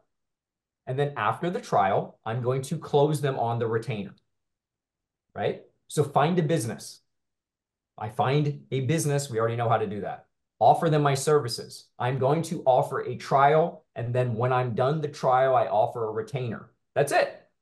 There is no other options I need to be worrying about. And then when they say yes to the trial, I provide the services, right? So that's the final piece of this. There's only 3 parts of the business. Provide services is the last part. There's 2 things about this. One, because I've selected a service, a high perceived value service that is also easy to provide, if I am confident and comfortable, I can easily provide that service using Go High Level, using a free setup snapshot that literally already exists there, where I do a couple tweaks and it's ready to go. I can be done.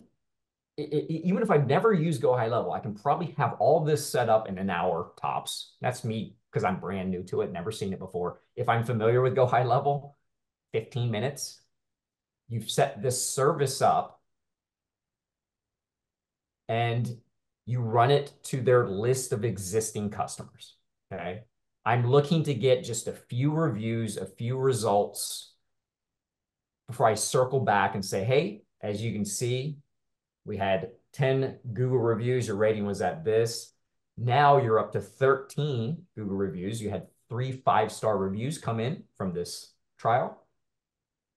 And this is exactly what I was talking about. This service is going to continuously boost those. So what I'd like to do is to move forward. The investment is just $297 a month. And what we're going to do is we're going to go ahead and run it to the remainder of your list. When you do your trial, 10 to 20 names to start off with, you're just trying to get a couple results. I'm not trying to double their business on this. I'm not trying to make them, tons of revenue. I'm not even talking about money. Just saying, let me show you a few results. Then we can look at the data and go from there.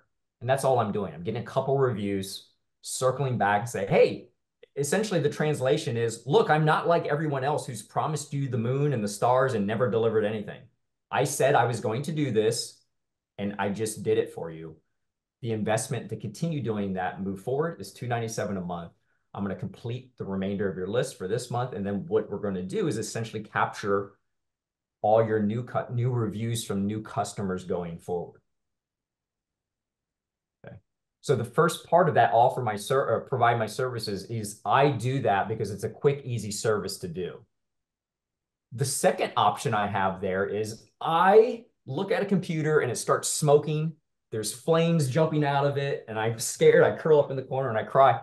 If you're that type of person, cool. All I need to do is partner up with someone that loves pushing the buttons, that loves doing all that stuff. And we're in business together. A lot of people fall into the trap of, all right, I'm going to start a business, but it just has to be me. Like, it's me, it's my business, everything, right? All we do is become solopreneurs, and we've created another job. We created another job, and that's we get trapped in that because we soon realize that there's multiple pieces to the business. And like most things in life, I'm not an expert at all the things that need to happen, right? And so what I like to say, I like to break down the business into two parts.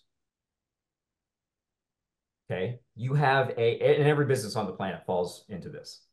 You have a client getting side, and you have a client keeping side. And I'm kind of off the cuff here. Usually I have a bunch of drawings and stuff that I'm doing with a nasty whiteboard and all this other crazy stuff, but I'll spare you guys that and cover this really quick. Yeah, please spare us that. Yeah, on the client getting side, you have prospecting and sales. Okay, those are the two teams in your business, prospecting and sales. On the client keeping side, you have client management or a customer service, account manager, whatever you want to call it, and you have fulfillment. Okay, those teams, those roles are happening in your business, whether it's just you or there's 100 people in your business. Those things have to happen for your business to succeed. Okay. But there's one more role in your business that no matter what, you have to be this person. And that person is the CEO. So you decided to start this business. You are the CEO of this business. And in your business, you have the two sides and the teams inside those sides. Okay. You have to be the CEO. And the CEO's only job is to make sure the business continues to grow and profit and be successful. Okay. There's what you were talking about. Yeah, exactly. So James is a way better drawer. I would do this and you wouldn't even be able to read it. And so in the end, I'm the CEO. And when we just get started, you are also all these other people. You're the prospecting team. You're the sales team. You're the client management. You're the fulfillment team. Okay. To be successful at business is understanding that the CEO is the most important role. And as the CEO, it is your job to check in on all of these teams. Okay. You always know the health and status of your business by doing this quick check. All right, I'm the CEO. Let's take a look at the business. How are we doing keeping clients? Oh, I have no clients. Cool. You guys don't need to worry about. Do I have so I have no clients coming in. So let's look at the client getting team. Prospecting team. Are we getting into conversations? Are we getting conversations started? Yes or no? If the answer is no, well, then as the CEO, you need to be concerned about that. Well, what is it? Is it a lack of training? Is it a lack of experience and skill? Is it a lack of time? Or is everything going well and we just need to supplement it, right? And I'm going to do the same thing with the sales team. Hey, we are getting conversations going, but we're just not closing the deal. Okay, well, what is it, sales team? We're getting conversations going. We're getting people to say, yeah, I'm interested in this, but we're just not closing the deal, right? If I was getting clients, but they're just not sticking, okay, cool. Well, the client getting side sounds like it's working well. So let's visit the client keeping side. Okay, are we getting them results? First and foremost, fulfillment team, how are we doing? Yeah, we're delivering tons of reviews every single month. Okay, cool. So if we're not keeping clients, that means it must be my client management. It means, are we not communicating these results to the client? Does the client not understand these powerful results that we're getting them? Right? So there's a disconnect in the client management. And so by doing this quick check, me as the CEO will always know the health and status of my business. But more importantly, to bring this all full circle, is as the CEO, I might realize that my prospecting team is strong, but the fulfillment team is weak, right? Hey, as the CEO, I'm also in all these other roles, and I'm really good and or have time to prospect. I can get my double tap messages out because I can do those 24/7, right? I can send messages on email and social media at night. I've done my arms reach post, other things I want to do. I can get those things done, but I'm nervous for the tech. Okay, cool. That's a note to the CEO to say, I need to replace the person that's in the fulfillment team with someone else, right? And so in the end, it's all about identifying, what are you strong at? What are you good at? What do you have time to do? And ultimately, what do you want to do? And you do those things. Everything else you replace with people or process. Okay. So if you are one of those people that are just so, and by the way, this isn't necessarily permanent, because maybe right away starting off, you're like, I'm really nervous to close the deal and have to deliver results because I just don't think I'm ready. All right, cool. That means for now, you need to bring someone in that you partner up with so that they can do fulfillment, so that you can make money, so that your business accomplishes the goal that it's meant to do, which is making money. We're all in for-profit businesses here, right? The only purpose of your business is to make money. So if you are struggling with tech or you're not confident at tech, it is a black and white answer. There is no gray area here. Nope, I'm nervous. Cool. I need to partner up. That's simple until I'm ready to go. I Until love I'm that. ready to say, all right, hey, you know what? That wasn't so bad. I kind of got an idea of how it all works now. So the next opportunity that comes in, I'll handle fulfillment, right? The decisions I make aren't permanent in my business. I can be flexible. That's what I do as the CEO. And the same thing flows over to the sales side. Maybe you're super techie and you're like, yeah, I actually disassembled Go High Level and I put it back together like 3 or 4 times. And yeah, it's a really cool thing. I really enjoy it. I really like looking at all the gears and everything that's inside. But when it comes to people, I'm just, I get all clammy and I'm Yeah. sweating and I'm just like, man, Yeah. no one's ever going to close it.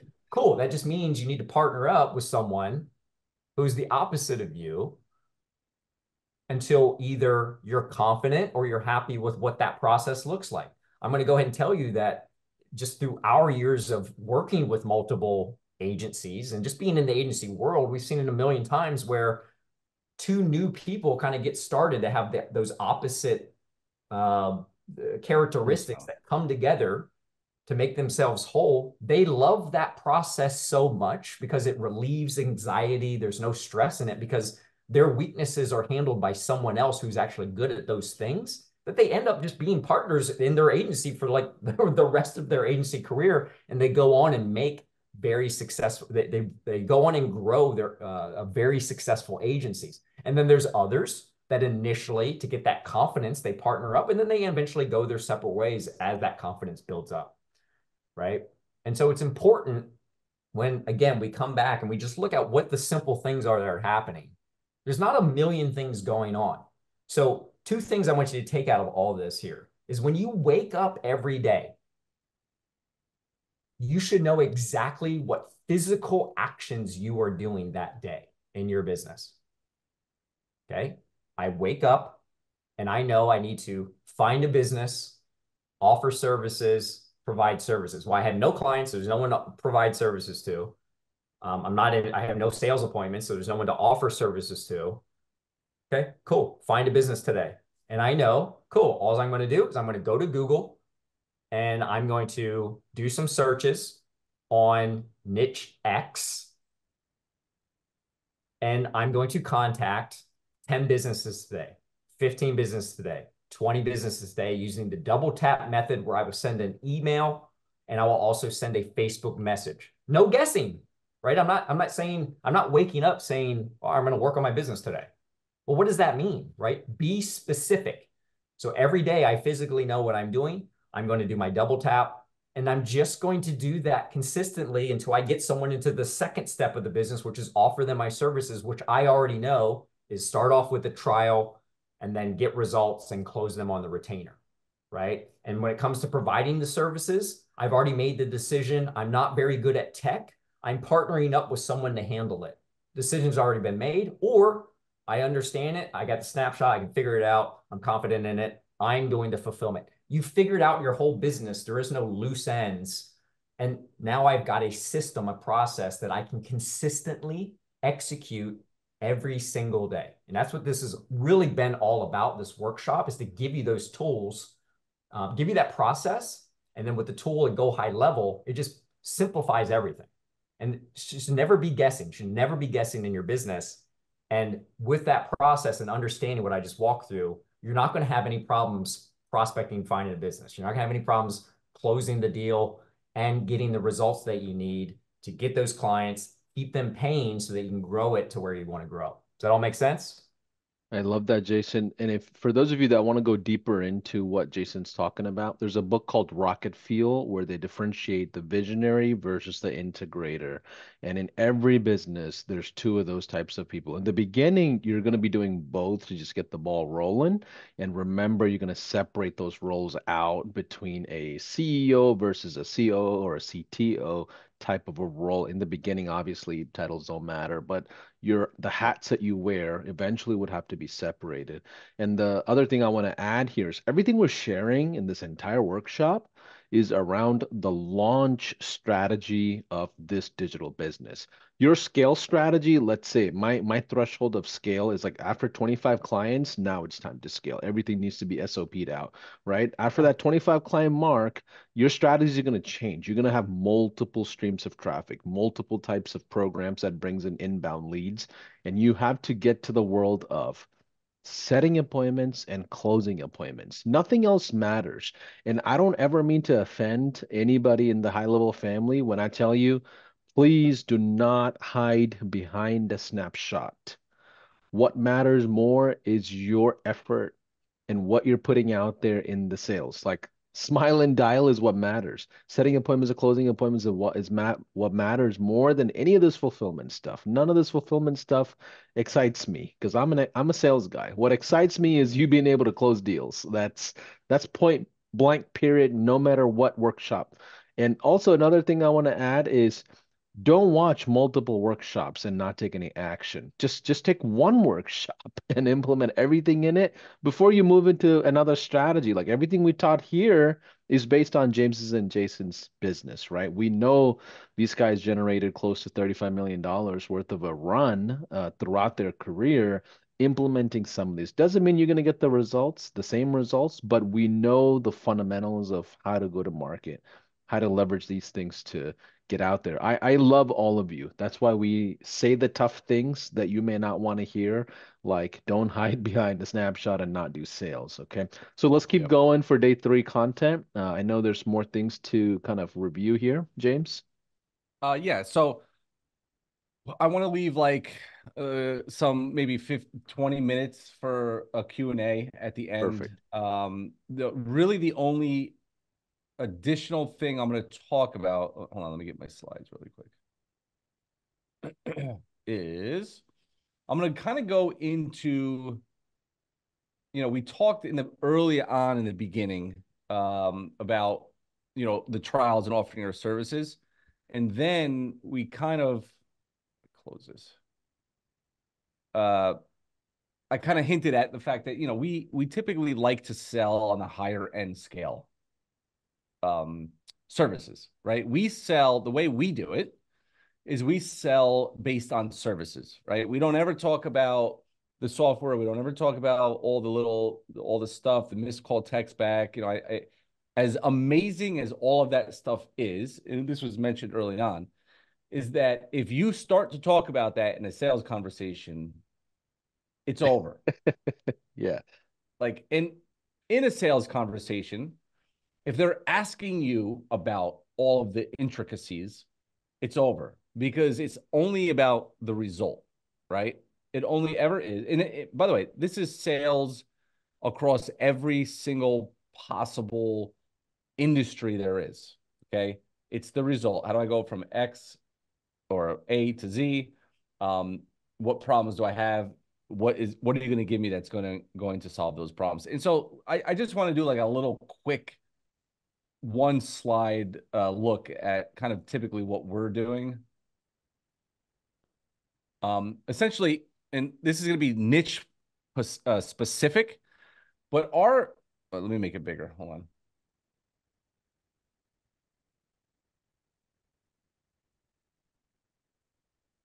Come on, load.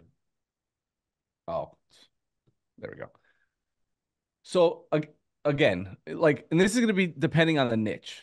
All right. And so if I kind of went down into like what we call tier one, which is more like blue collar, this could be 297, 397 in the beginning, right? You're basically going to just charge them whatever they're probably willing to pay you, right?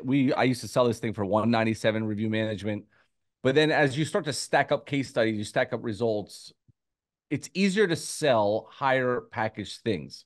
So what I used to sell for 197, I now can easily sell for 497. But I'm probably not going to be able to sell a 497 rep management to an electrician, right? I could probably sell it for a dentist or a surgeon.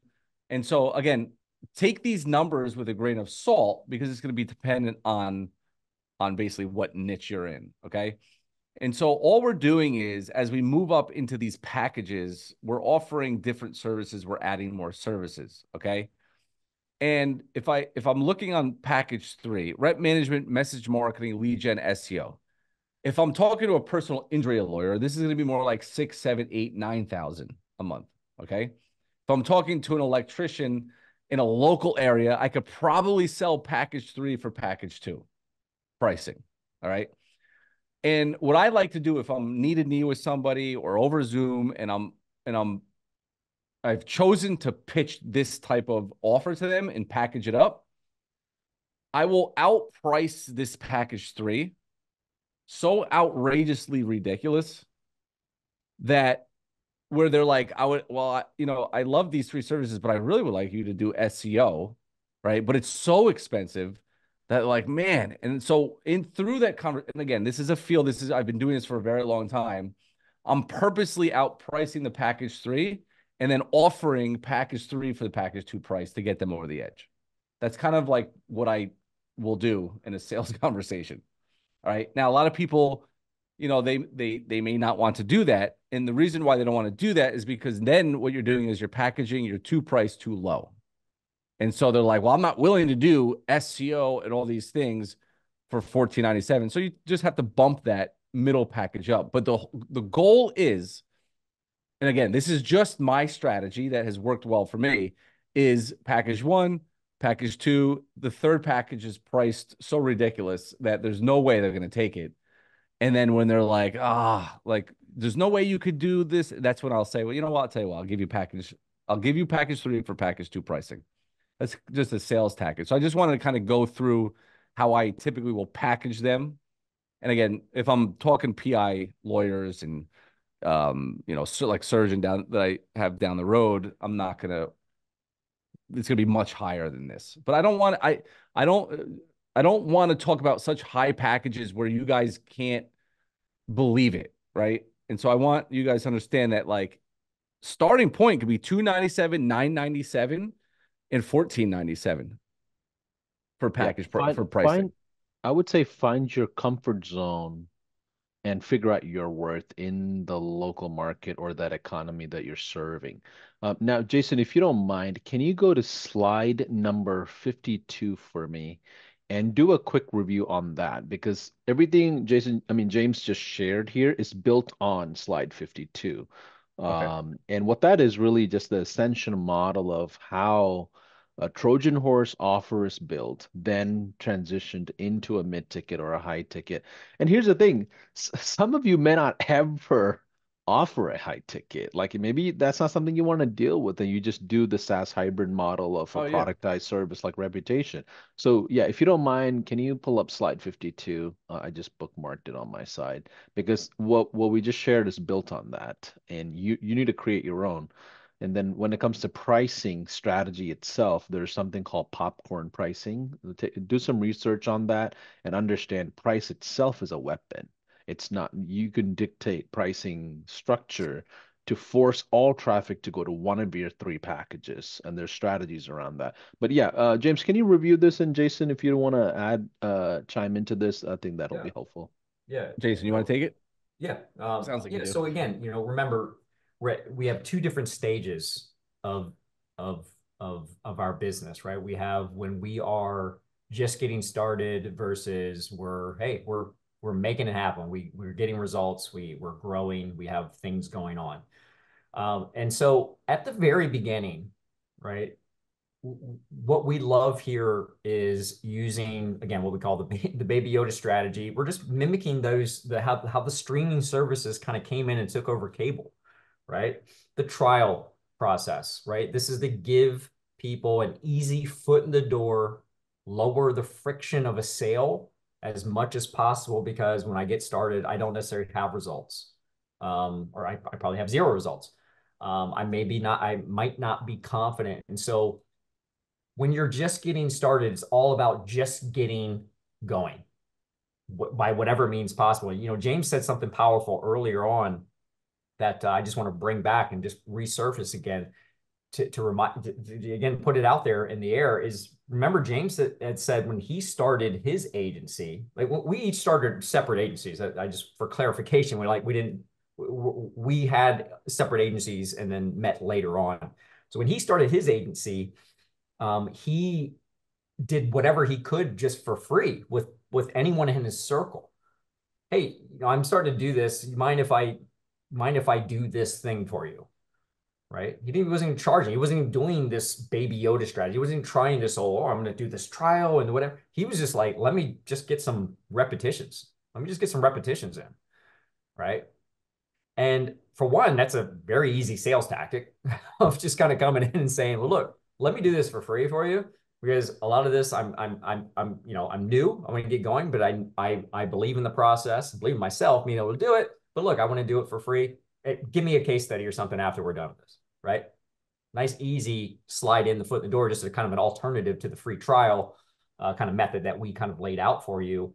But it's all about just getting started. And this trial method makes it easy for business owners to say yes. And that's what you want. Okay.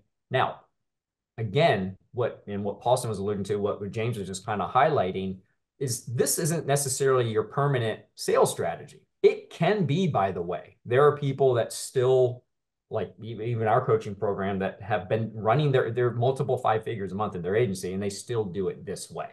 Now, their services may change up, right? You can definitely switch things around, but they still start with a trial and then go into the retainer and then ultimately sell other things in a upsell kind of process over time, building on a strategy. But the idea is once I get this going once, again, really just closing a deal and having results, now I can leverage those results. Those results are essentially my ticket to be able to package and price how I want, right? And now I can do packaged. Now I can offer packages, right? I can start with a single service and maybe have a package where I group in based on the result or just based on the whatever it is, the level of complication to do whatever it is. I can package and price these however I want. The end goal is that you don't have to do trials the rest of your life. Once you get your foot in the door, get a result, I can now leverage it and I can run and grow my business how I want. Now it's all, again, remember the example sales conversation that we kind of said. Once I close a deal, once I have results, remember my sales conversation isn't anymore, well, hey, I'd like to get you some reviews, run my service, we'll do a trial. Now it's, hey, I brought in 20 reviews for Jack's Plumbing last month. I'm looking to work with the realtor. I know the same process is going to work really well with the realtor in the area. Would you benefit from having more positive reviews, right? My conversation is just different because now I'm saying, look, I did this thing and now I'm looking to do it again. Do you want this result or not? Just tell me, can you handle this result or no big deal? I'll start talking to someone else, right? My conversation is now a little bit different. And in that conversation, because I have the results, I don't need to prove anything anymore to myself for one, right? I have confidence. I know the result that has happened, right? And so now I can have a little bit more confidence, but also the convincing. I don't need to do really much more convincing at that point. Now, it doesn't mean every sale is easy, but what I'm getting at is I have a result to leverage that's way more powerful than me having nothing, right? Someone said, well, what if I don't have a case study? Well, imagine how much more powerful it is when you do have a case study. This is no different. How you price and how you sell kind of falls in line with that as well. So in the end, James and I, we evolved to packages, right? We just rather come in because again, what is the whole purpose of that? What is the ultimate purpose? Whether you're doing it this method or a package method, it's to offer and sell, be able to provide multiple services to your clients to keep them sticky, but more important, provide them the value. I should lead with that. To provide them crazy value, and the side benefits of that are they're stickier and you get to make more money, right? It's a win-win at the highest degree when you're offering all of your services because all of our services work in harmony, right? If I look at this, you may have a different portfolio of services, but these are the services that we focus on, and they all feed each other. They all feed and build Love it. upon each other.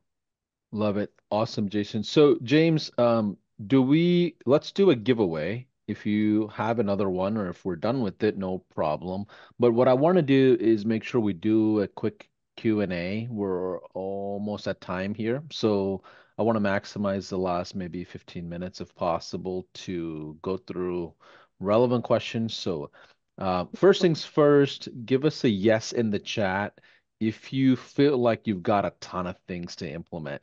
And it also, if you feel overloaded and overwhelmed with too much information, also type in a yes. We're going to make sure we simplify this for you. Remember, it's 1% better every day. You're not going to go build a seven-figure business by this weekend. Like, that's not the way you look at it. But we do know the business model works long term. So it's totally normal to feel overwhelmed. And not to mention how overwhelmed you would probably feel signing up for HighLevel with the amount of features on top of that on the back end, right? So all this is completely normal. So give us a yes in the chat if you've got a ton of things that you've learned as a new thing as part of the workshop. So James, how many more giveaways do we have? Is this the last one or did Well, I? we have the big one. I didn't know when you wanted to give that away, which is the full year of at the 97 level. Okay, so for that one, here's what I'll do. Let me have all of you comment down what's been your biggest takeaway in the comments. I'm gonna see who's still interacting here. In the comments for our live streaming, put down what's been your one big takeaway so far, and I'll go ahead and pick a winner. And James and his team, they're gonna sponsor essentially a $97 account for a year. Is that right? Yes. Which Yes. is crazy, by the way. Like I've never seen anybody do this in any of the other events. So pretty creative. These guys know their marketing. That's right. Let's see. Let me see. Let's see. I'm looking at it. Let me see your biggest takeaway. Okay.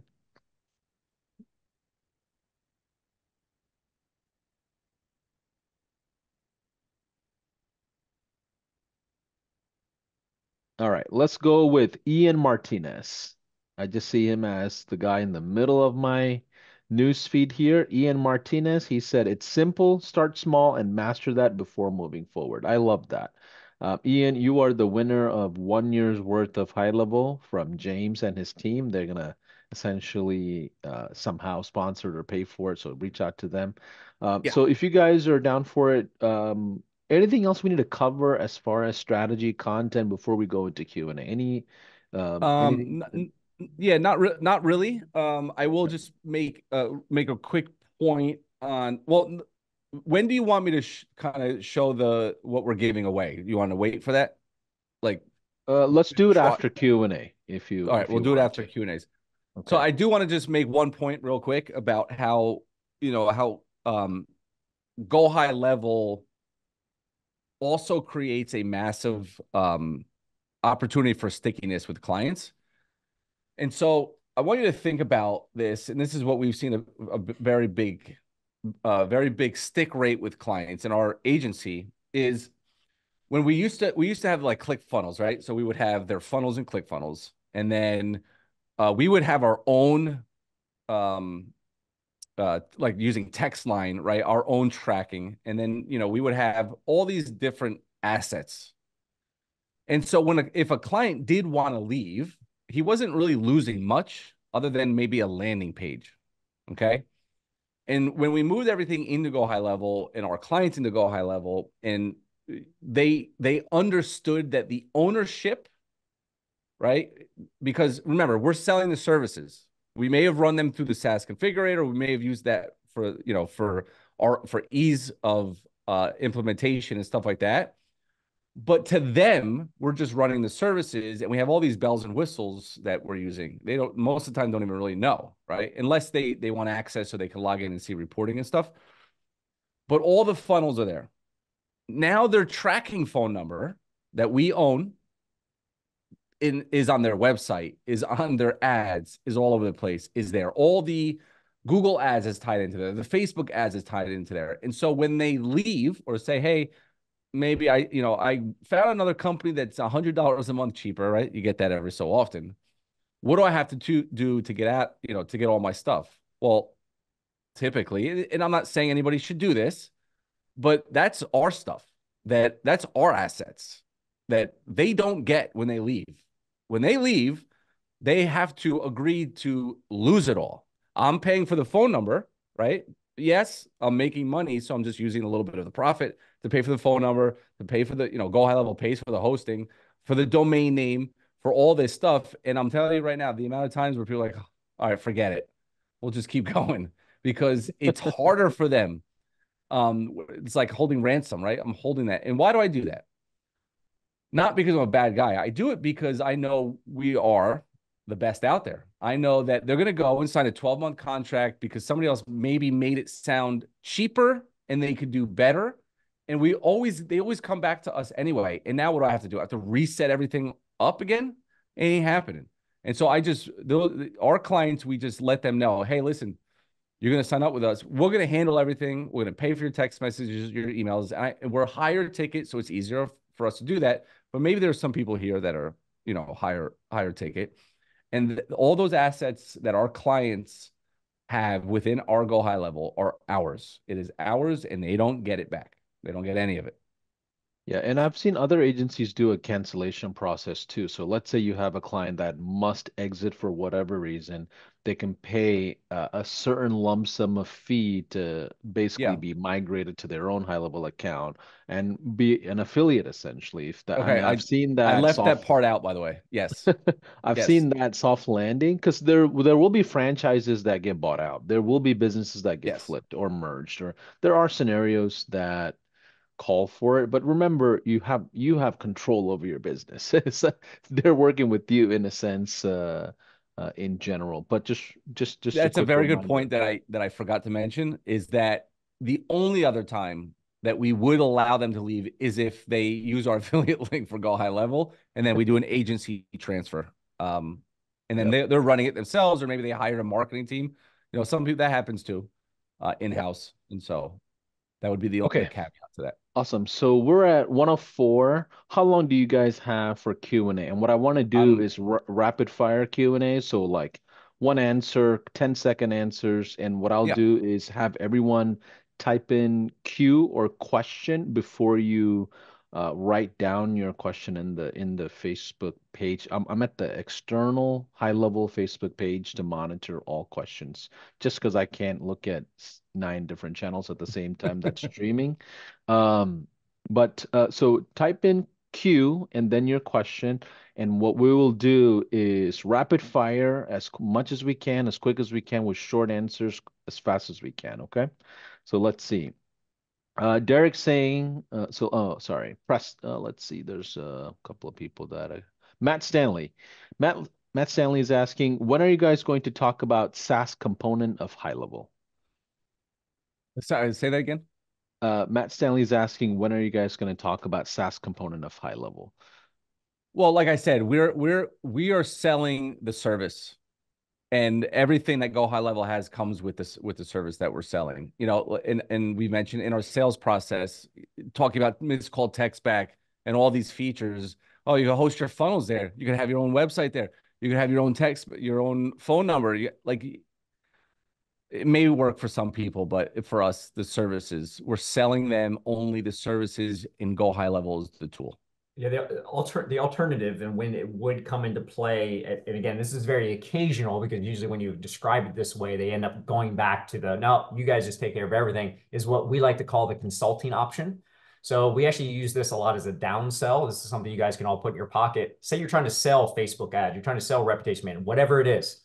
And it, for whatever reason, they are like, well, yeah, it just seems like it's, look, do you, and you just kind of hit them with this. Look, do you agree that this would benefit your business? Yeah, I do, but you know, the price, okay, well, it sounds like you're a better fit for our consulting option. For consulting option, I'm going to work with you for a week. You'll just have, it's a flat fee, 500 bucks, 1,000 bucks, whatever it is.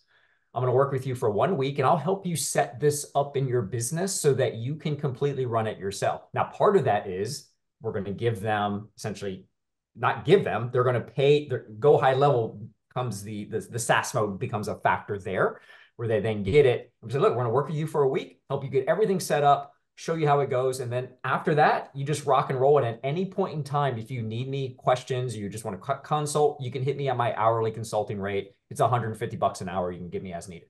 And so Yeah. what ends up happening is they'll end up either saying, oh, wow, that sounds great. Yeah, let's do that. Implement in my business. Cool. I now have a paying SaaS customer on that. And frankly, they're out of my hair because they probably would have been all up in my chili anyway.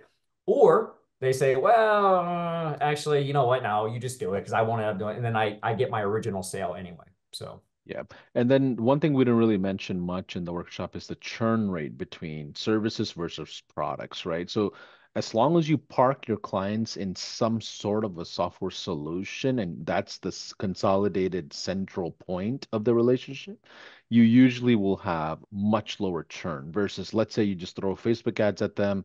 Only thing they see is leads on a Slack channel or something, and they don't have to log into anything or monitor anything.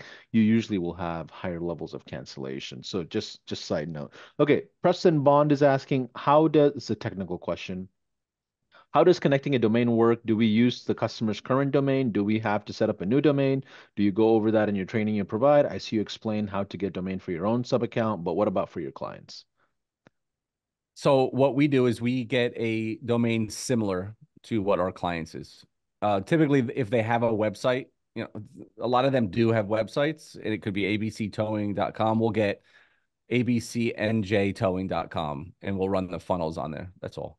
yeah, Just a so bottom similar line is we set up a new domain, phone number, all that stuff because I for see all that our clients. pop up for all new clients. Every new client gets their own clean slate of stuff. We don't do mixing and matching, and we never convolute and Perfect. have multiple Yeah, things in accounts. And yeah, perfect. Derek's asking, what are you offering with SEO? On-site SEO only, question mark, on-site and off-site.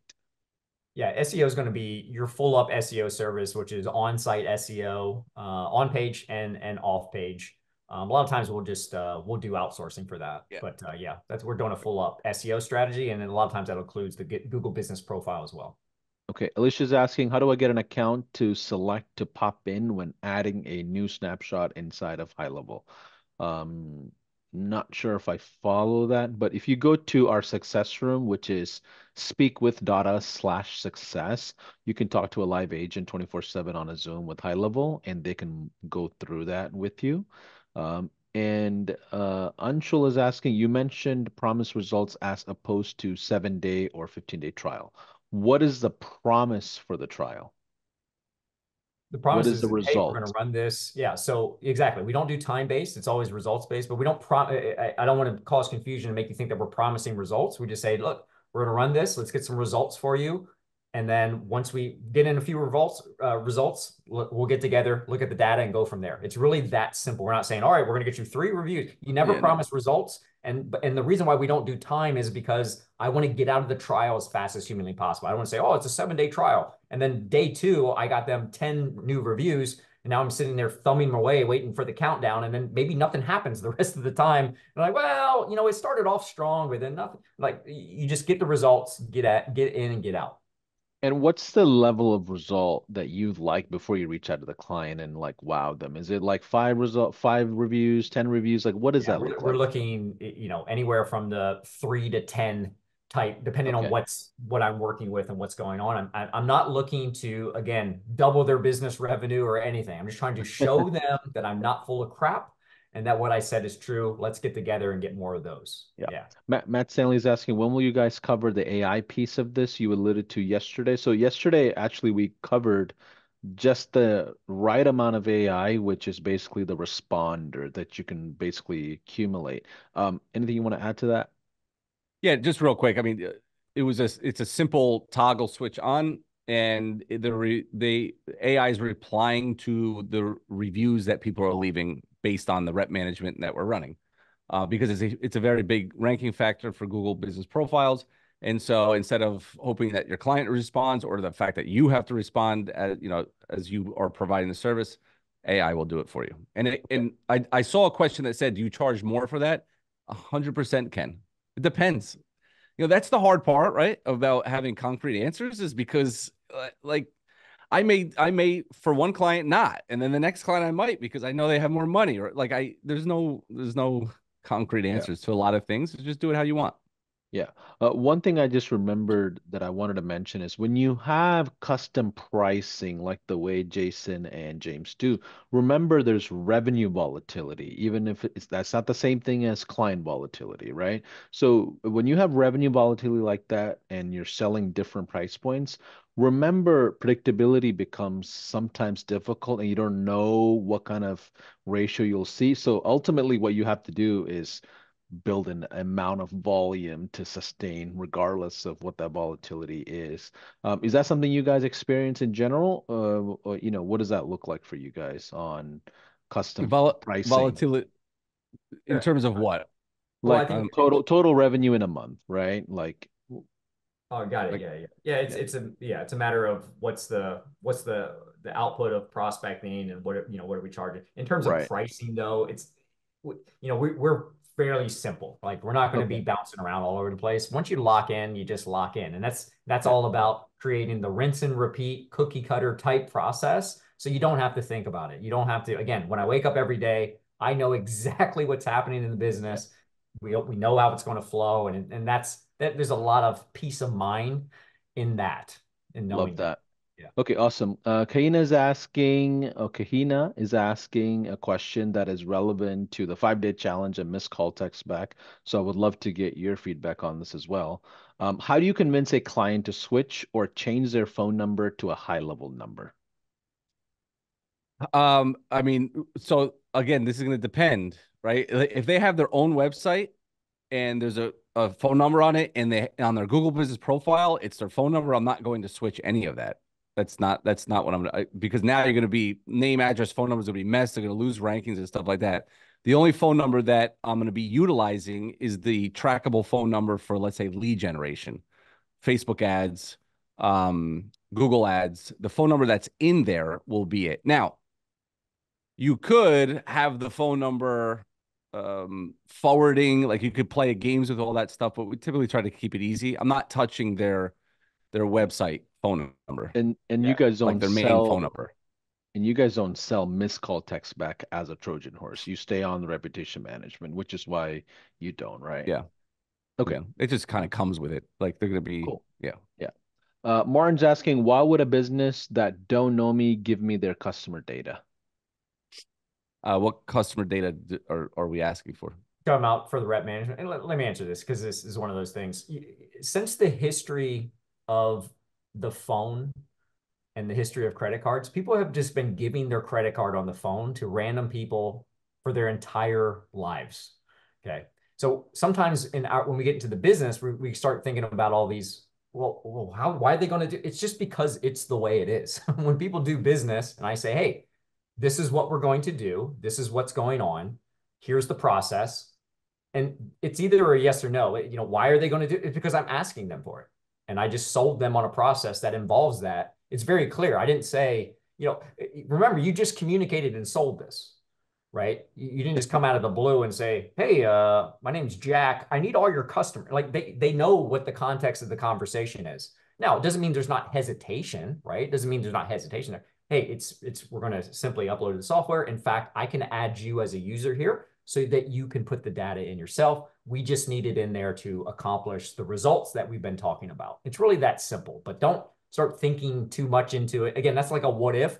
Hey, what if I'm talking to a prospect and a ninja flies out of the ceiling and stabs me in the leg? Like we can go on and on and on about all the what ifs that could happen. Just go with the process and rock and roll. Okay. Awesome. How do I transfer CF funnels I already built? ClickFunnels, that actually you could literally Go HighLevel has the feature where you just take the URL and drop it in there and Yeah. it There's an comes right in. importer. There's an importer. By the way, we just released a Kajabi importer where you can move over an entire course with a Uh-oh. few clicks, and believe it or Uh-oh. not. Oh Jason boy. is going, please no, James, please no. Uh-oh. Man. Importers are on the way from all areas in life. Okay, so anyways, yeah, there is a feature inside of HighLevel where you can go to importer of whichever platform you want to, is where we're going to get to at some point when we grow up to be big kids. But right now we have ClickFunnels in Kajabi. You can click the button and just transfer everything over. It takes about 30 to 40 seconds to load, and you can just migrate over hundreds of hours of courses from Kajabi or thousands of funnels from yours truly favorite Yeah. platform. Yeah, Okay, we so move let's see. thousands of funnels. Yeah, and you don't have to rebuild anything. You just a couple of clicks and everything comes over. Let's see. Drew Giffin's asking, okay, let's see, 116. We got a few more minutes. I'll rapid fire. Do you use HighLevel for outbound phone calls for prospecting in HighLevel? I mean, yeah, we make hundreds of phone calls Okay, a cool. month. Yeah. Ronald's asking, do you have clients sign contracts in the trial phase? No. We typically don't. Our whole philosophy has usually been, look, we don't want to lock you into some long-term deal. We want to have to earn your business month after month after month. Yeah. That's our Cool. pitch. That's just part of our pitch. But a lot of people do, so there's nothing wrong. Right. Okay. Let's see. I'm going through a couple of these questions, make sure what's relevant here. So let's do this. Let's go back. I see a few questions. A lot of them are tech questions. Um, so I don't want to derail us from our conversation. So let's close up the workshop with the rest of the items we need to talk about, and we can go back through and answer and comment in some of the questions that are still there. Um, Okay. yeah, go ahead, James. Yeah, Yeah. So this is where we would start, I think, right? perfect. Yeah, that works. Okay.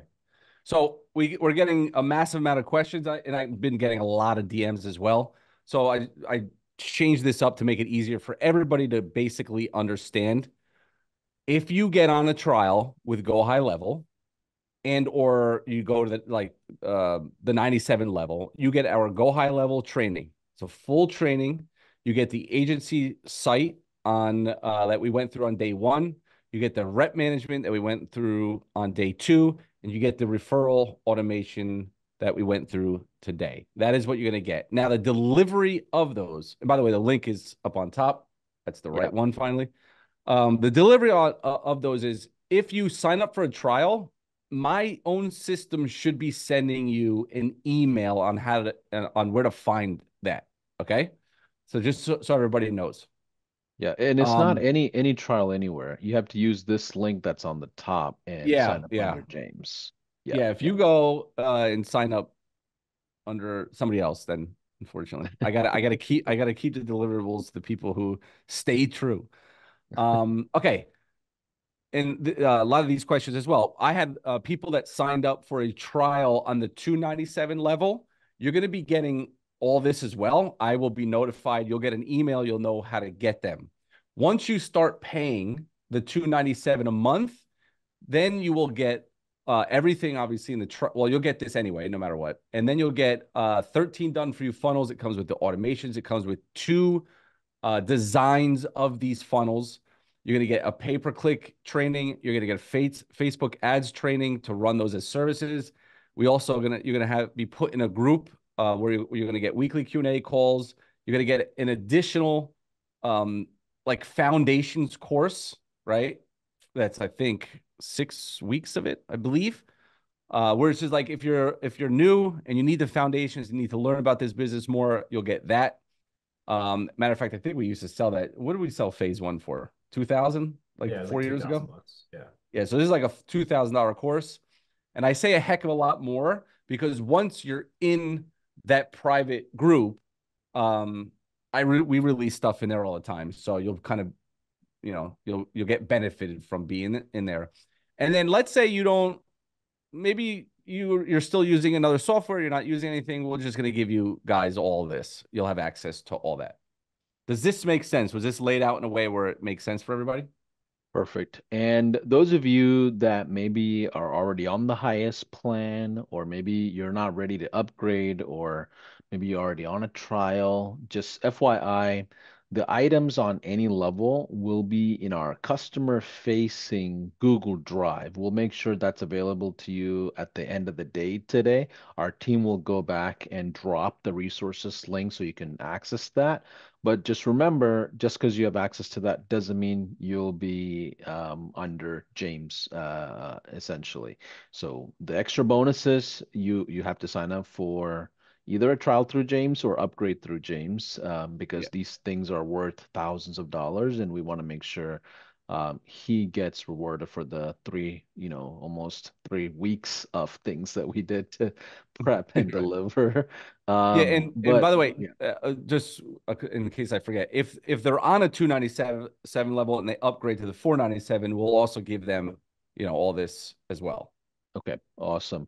As we kind of close out, if you want to keep that up, you can. But final thoughts, guys. Final thoughts, James and Jason, that you may want to leave us with as we kind of close up the shop. I mean, it's been one heck of a workshop, by the way. I mean, I've done a ton of these, and I know when practitioners that actually do the real business come in and teach these things. And those are the folks that I always make sure we bring on, just like the other workshops. So we appreciate what you've done as a family of entrepreneurs and marketers. We're grateful for your generosity. So from the HighLevel family, I just want to say thank you in case if I don't get a chance to.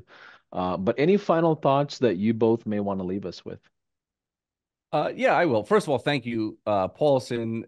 Jonah in the background has been an amazing help. And just all you guys, the team is Yeah, amazing. Can't wait for the next event. Ethan and Jordan as well. Ethan, Jordan, Ronald, Eamon. Oh no, those are I think those are students or people that are on here. Anyway, I guess the best piece of advice that I would say out of all of this is understanding that your best chance of success is going to be by opening your mouth to people that you know. All this in theory, right? All the niche pricing, the prospecting sheets, the trackers, the Facebook ads training, the pay-per-click ads training. The person who makes the most money is the person who makes the most offers. Okay? They will always win, they will always prevail. Okay? If you're head to head with somebody and person A is making 1 offer a day and person B is making 5 offers a day in a year, it won't even be remotely close. So the prospecting piece is the most important. Opening your mouth, asking for referrals, and just constantly feeding your business with new blood, because that is the lifeblood, is new business. I'll just throw in my little take is what I tell everybody is just always take a step back and look at the simplicity of what is going on, right? We can look at some of you are looking at one big process of all these things, but every process is always just a series of steps.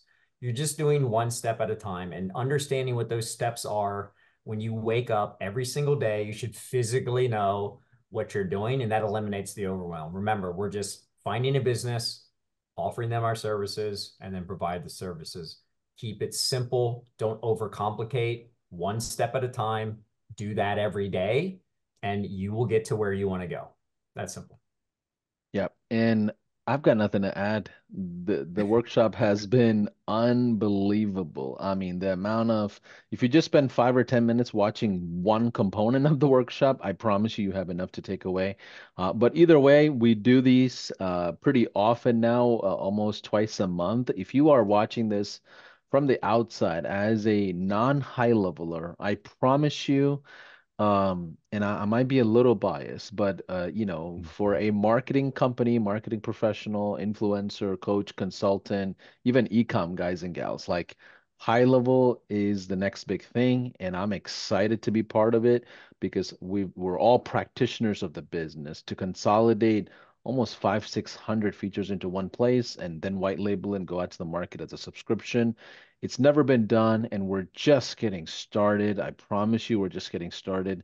We would love to serve you. We would love to have you part of our family on a 30-day trial. So feel free to jump in. By the way, we have 24/7 Zoom calls. You can just jump in to a Zoom call with any of our live agents at speakwith.us/success. It's 24/7 and also international time zones as well. We take a lot of pride in customer service and support.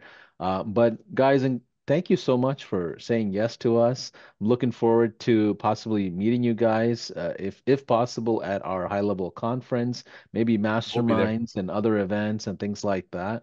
And also, for those of you that are looking for help, if you go to our certifications program, we launched a high level certifications program less than a month ago. So if you're like a visionary like me and you need an integrator, go find someone that's certified. Those guys are rock stars and you can easily find talent, and vice versa. If you love the technical stuff and you want sales help, go into our Facebook community and say, hey, I need a rock star that can comfortably do sales for me. I'll do the delivery. So that's the key to winning is figuring Yes. out what your weaknesses are and outsourcing it and not wasting time building your weakness, but double down on your strengths. And that's my final thought. But thanks for being here, everybody. I'm going to go ahead and close up shop. James Awesome. and Jason, thank you. See you guys. Thanks, guys. Appreciate it. All right. By the way, the 30-day trial will expire as soon as we're done. At the end of the day, we're going to close up shop on that 30-day trial. There is an expiration. So today might be the last day for you to take advantage of it and get all these bonuses. So don't mean to do any fake scarcity or anything like that. That's just really how we do it every single workshop. But looking forward to serving all of you. Have a nice day. Take care, everybody. Replays will be up on all channels. Awesome. Thanks, guys. Later, guys.